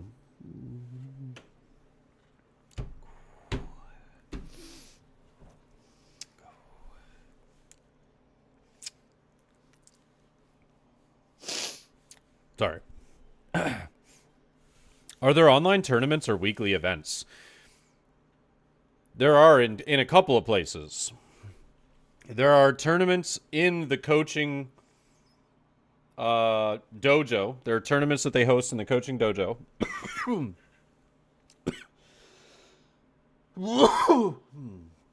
Which is a little bit more of an expensive Metafy sign up, though, if you're brand new to the game.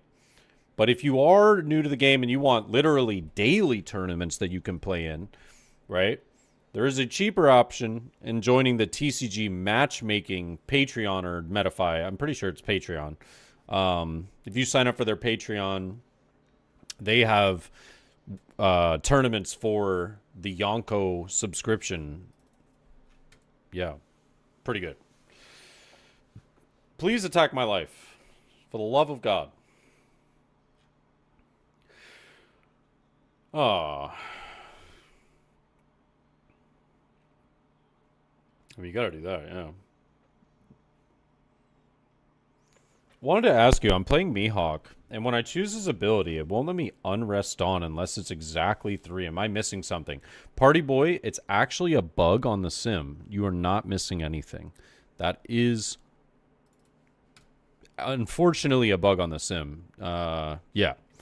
But, yeah. No, you are doing absolutely everything correctly. You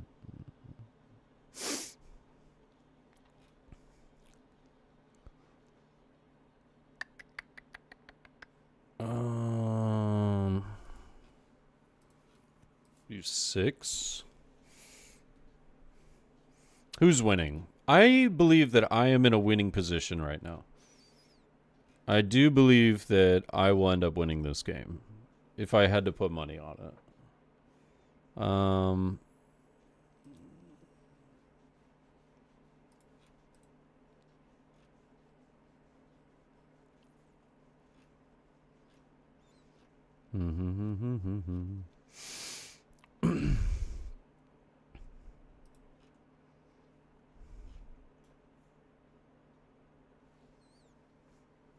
Hold on.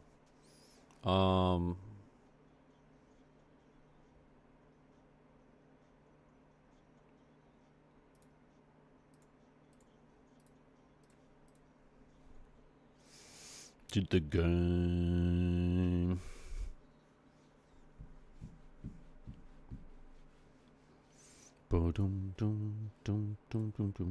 Hold up.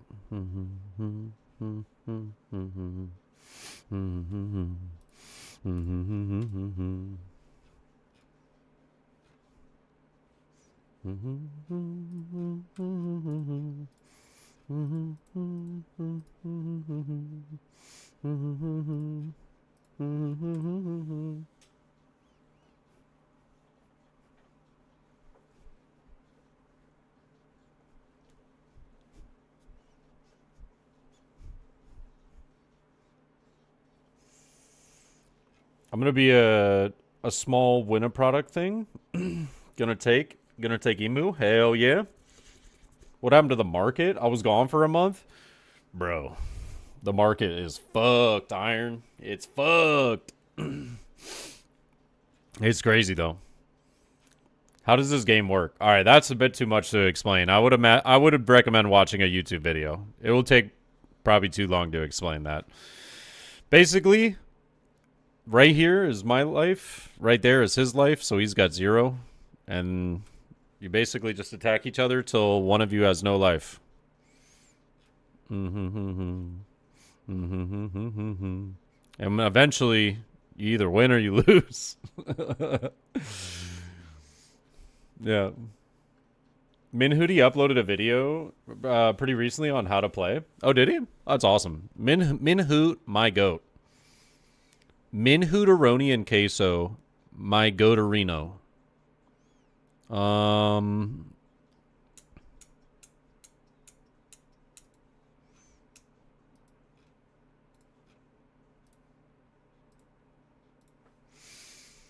That's my goat.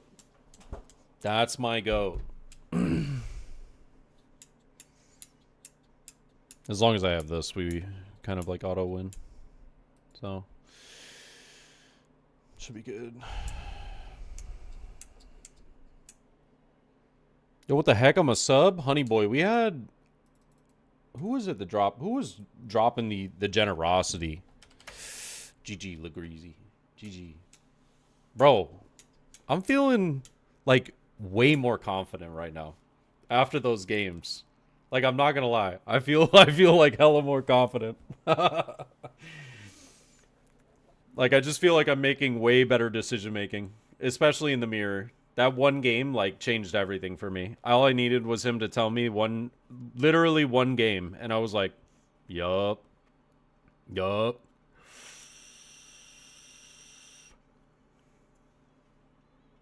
Holy hell, all these cards. Rip playing Altar decks. Yeah. Oh, actually, speaking of which, hold on.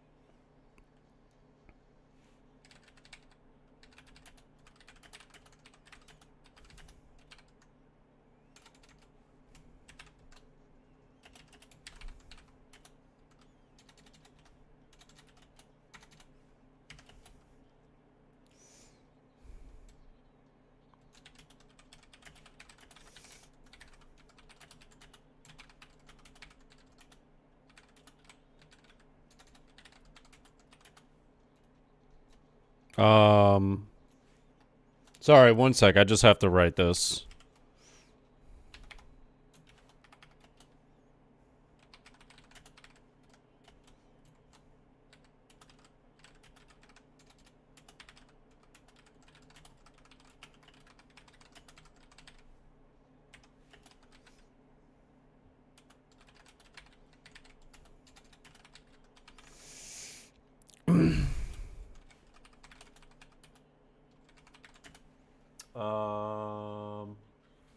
Sorry.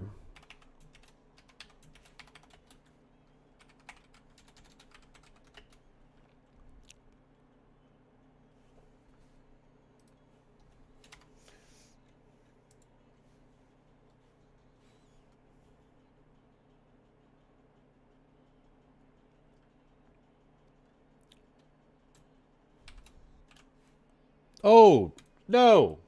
Damn it.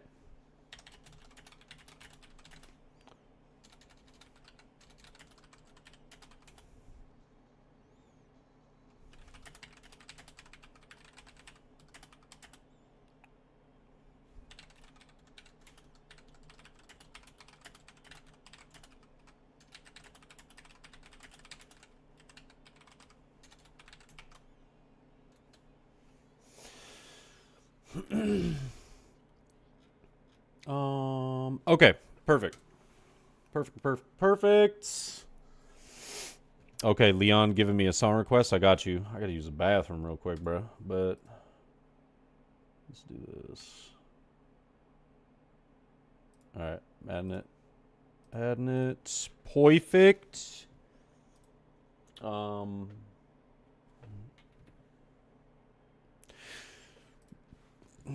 What did I learn?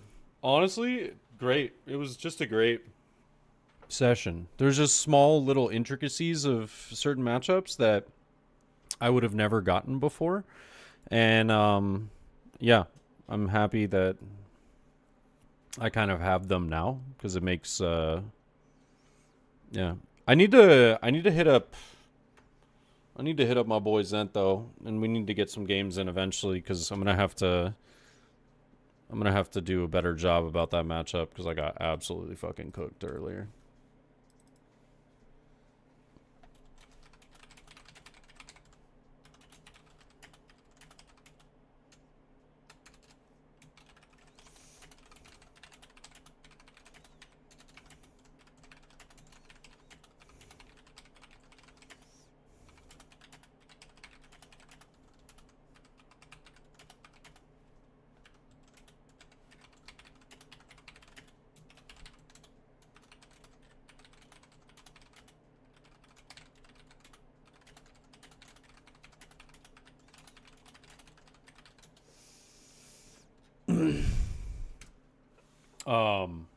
Doflamingo, let's go. I love this deck, bro. This deck is so good. So fun.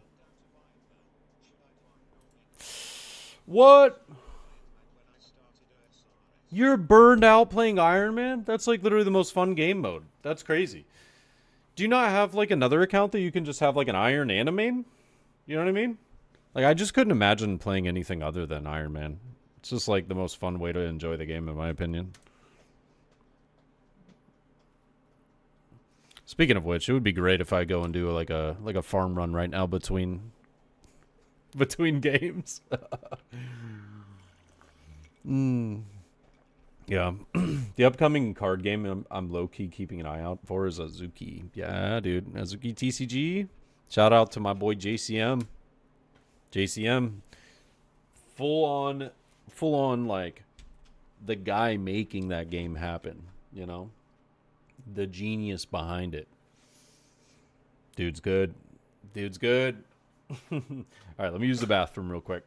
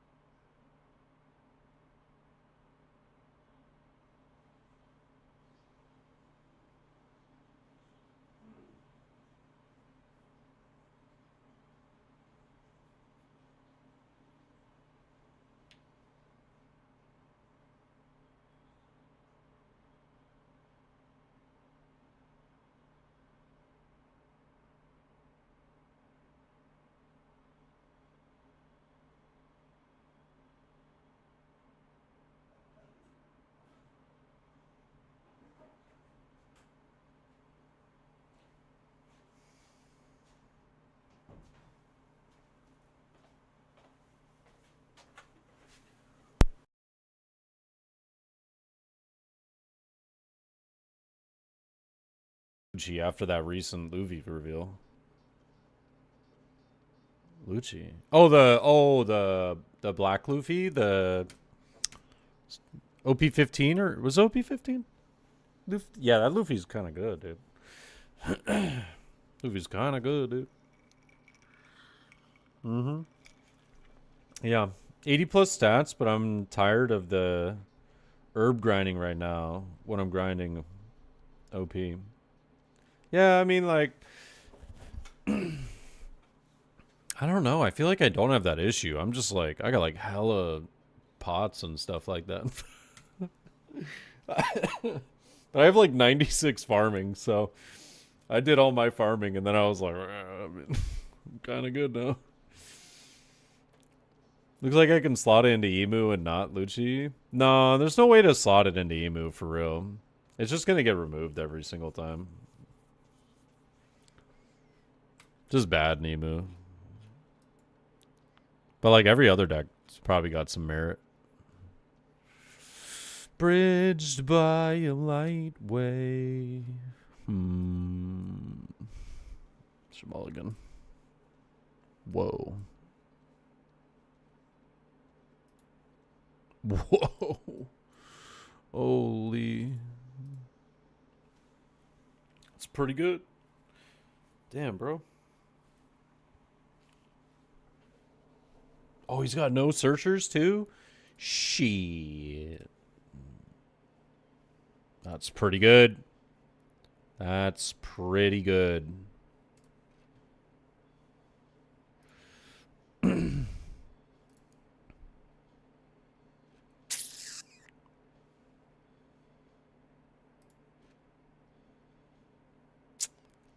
not gonna lie, I'm a little bummed out about that one. It's okay. It's okay. I had to have gotten closer to getting our 7 cost though. 7 cost either has to be in life or it's gotta be like next couple cards. So na na na na na na na na na na na. Okay. There it is. There it is.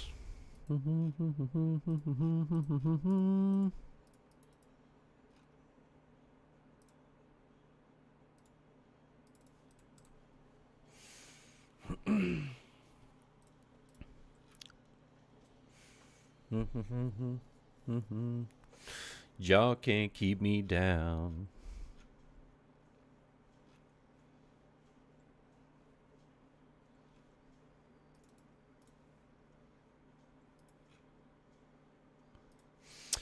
So he's at 8. So we do Restorino, Restanderino. Is this card ever relevant? Probably not, right?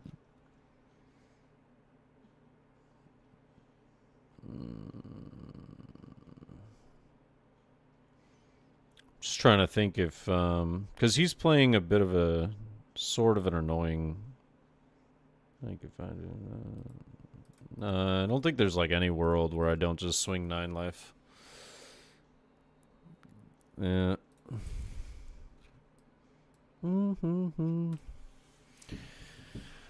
Ooh, you had a starter deck 29 Luffy baffled earlier? Let me see. 10 calls, carrot. My boy was like, what? It's funny, actually. Oh, you know that. Damn.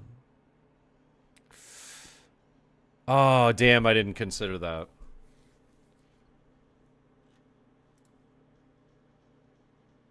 Yeah. Yeah, it was a bit of a fuck up on my part. I think keeping this would have been really good. It's not like the worst thing in the world, but it is a bit of a bummer. Do I protect it? I don't know, dude. This seems like really overcommittal. No. Seems really overcommittal.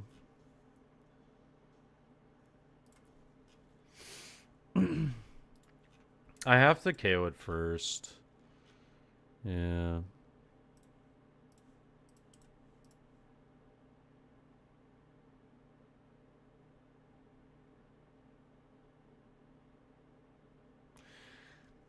I would say this is the only thing that's scary is that I don't have. That's why we're kind of trying to like rush this down a little bit.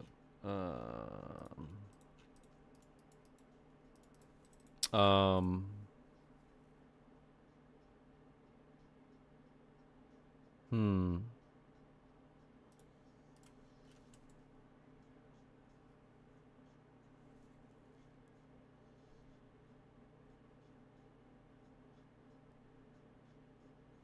Yeah.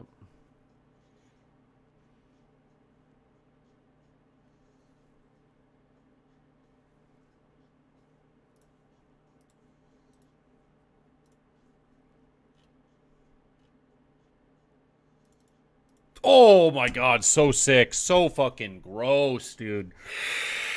Oh, sorry. Sorry, I'm just like, it's so good. It's so good.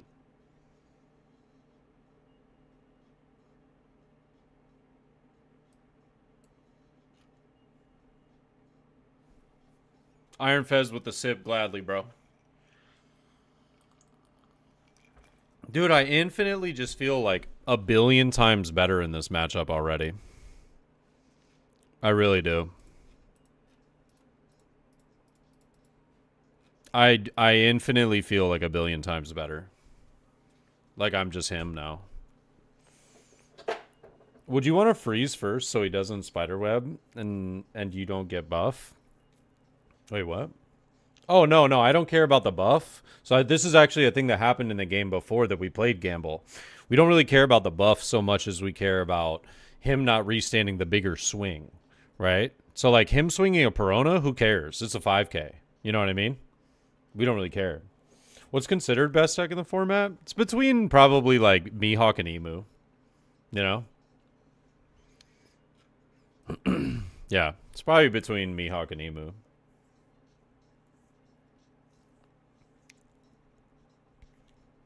Yep. And look at that. Done. GG. Jover. Peanut butter and Jover, dude. Yep. Wow. All it took was literally one game with Josh, and now I just feel like I got this fucking matchup like locked up. It's done. It's over. Figured it out. Yeah. Why not swing your lead? Because when I do that, it gives him a chance to restand it. So specifically at the very end right there, if I had swung 8K or even more, it gives him a chance to use Spider's Web and restand the 10 cost. So if you try to play every turn like your opponent has the 10 cost or the Spider's Web, right? Then it gives you like a good opportunity to try and play around like denying them that. So what I was doing was eliminating his bigger swing, right? And while sorry, my microphone's being a little weird. Yeah, so deny him his bigger swing and then freeze the card. Yeah. Like I really like what Josh's suggestions are. I think there's like a couple of things that I'm like, I don't know. I'm still like slightly torn on, but maybe it's just my own personal insecurities. Like, I think that not running this card at 2 kind of scares me, but I can understand, like, if his mentality is like, if you're just better, you only need 1. And I'm like, damn. Damn. Why aren't you running Law? So that's also a thing that, like, I kind of like Law. I do like a 1-of Law in the deck. But, so the guy we just played against, he was running a lot of Law, right? So, let's take a look real fast. This is what his list is. It's very close to ours, but he's running Perona instead. Oh, wow, and he's running 2 Shanks. Actually a very similar list, all things considered. All right, this is one thing that, like, I'm almost at the point where I'm kind of, like, considering, like, taking this card down to 1. But I think that you have to run it at 2 because it's non-searchable other than through Perona. Yeah. So. 1 or 2 cards, not much different, so probably could go either way, and only 7 searchers. No, I have more than that. I have 10 searchers, and 4 more if you include Coffin Boat. Because Coffin Boat's like kind of a searcher. Sort of, not really. Oh, my opponent only had 7. Oh, yeah, you're right. Oh, wow, and 3 stage. That's greedy. 3 Shanks? Nah, nah, nah, nah, nah, nah, nah, nah, nah, nah, nah, nah, nah. Honestly, I thought the list was kind of cool, and then I saw this. Nah. Nah. Cut this to 2. Put Shanks to 4. Holy, bro. Shanks the GOAT. This card is, not only is the artwork on it absolutely goated, but the card itself is broken. It's fucking broken. Card's stupid. Yeah. Oh, man. This has been a good, like, 4-hour stream so far. It's been a good stream. I hope everybody enjoyed it as much as I did. I enjoyed the stream a lot. I think it was really good. I think it was really, really good, bro. Yeah. I think it'll be a fun one for people to go back and watch as well. Because you can get yourself a little bit of information.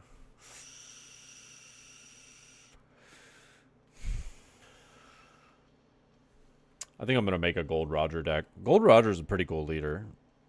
Definitely a cool leader.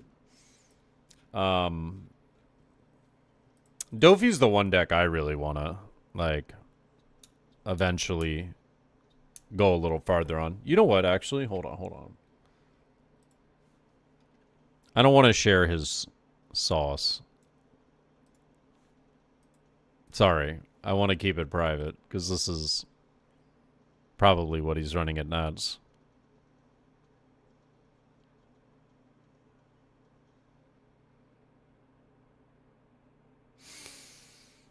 Interesting.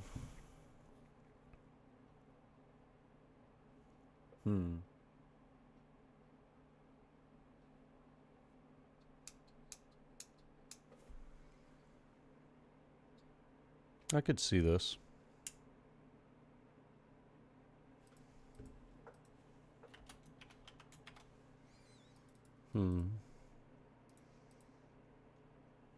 Okay. Okay. That's interesting. I need that Dofi list. I'm sorry, bro. This is not mine to share. This is a good friend of mine. This is a good friend of mine, and he's always cooking up some interesting shit. Yeah. Looks at the reflection of your glasses. Ah, yes. Interesting. Oh, I hate you so much, Templars. Oh, shit. Oh, my God.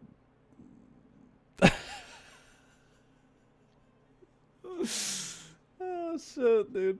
Yeah, the rules are not complicated at all, Huskin. It's pretty simple. All things considered, it's a very simple game. This is my opinion on the game. It's a very easy game to learn. It's a very hard game to be good at, right? There are some people that are so self-righteous that they'll tell you it's not a hard game to be good at. That's not true. That's not true. I know one of those people. The game's so fucking easy, bro. Just draw good. Just draw better than your opponent, bro. You just win the game. That's it. You just draw better, bro. And I'm like, oh, God, get over yourself, bro. He's like, my opponent drew better than me. That's it. I'm like, no. It's sometimes that is how it goes. It is how it goes. But other times, it's because of just very minor mistakes that, people won't admit that they made. And it's like, hey, maybe if you lost the game, there was like 1 or 2 things that you could have done better, Check it out. Try it out. So, I don't know. But that's going to be it for me, ladies and gentlemen. I've been live for about 4-ish hours. I'm ready to go and relax. It's 1 o'clock. I don't think it's snowed anymore. I don't believe it's... Hold on. I'll just take a look real quick.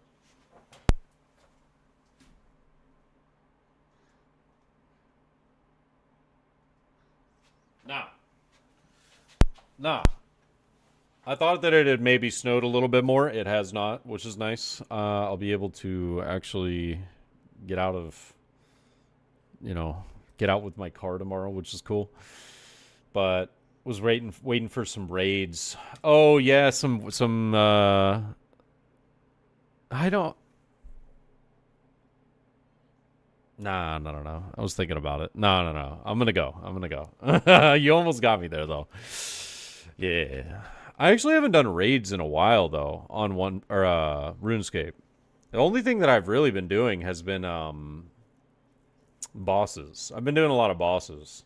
When's the next group raid raid night? So like we're gonna have a group raid, not really raid, but like you know that ice dungeon that I showed you that one night that we did really well at? We're actually gonna go back there as a group probably sometime next week. Probably. Because we got a couple of things we want to finish up. There's a couple of places that we really need to like get a drop from, bro. If we get a drop, like a singular fucking drop, from this most important place, we'll be looking good, dude. Do one raid. Well, I don't have a place to like. We don't raid unless I have my group and I don't raid. You know what I mean? Like, there's Chambers of Zarek, there's Theater of Blood, and then there's Tombs of a Masket. The only thing that I could do solo is Tombs of a Masket. It's the only solo raid that I could do right now. And I don't think I really want to do it right now. I could, but it would take me an hour to do a whole raid by myself, probably. Like 45 minutes to an hour. Yeah. No. And ain't nobody got time for that. So, I'm going to go raid a friend. Oh, wow. We're talking about raid. Here's my raid. Yeah, we're going to go raid a friend right now.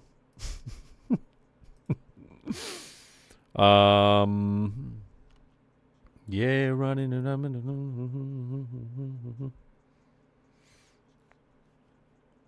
Let's go raid. Damn, is there like nobody else?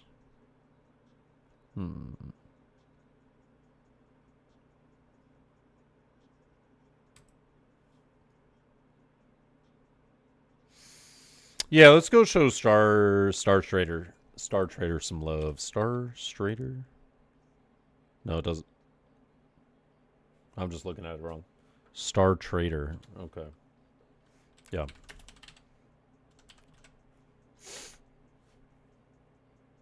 Am I looking at it? No, yeah. All right. Let me see. Did I do that correctly? I did. Okay. Jesus Christ. His name is like all lowercase, so it's kind of fucking with my eyes right now. I don't know why. Yeah. Have a good one. Thank you very much. Thank you to everybody. Thank you to the people that, checked out the dojo, joined, and thank you for the people, all the people that were hanging out, showing some love, popping in. Appreciate all of you guys. Other than that, I'll see your beautiful faces soon. Take care. Thanks for your friend's Dofi list. Wait, what? Did I show it? Wait. Wait. I hate you. I'll see your beautiful faces tomorrow. Yeah. Other than that, take care. Much love and peace.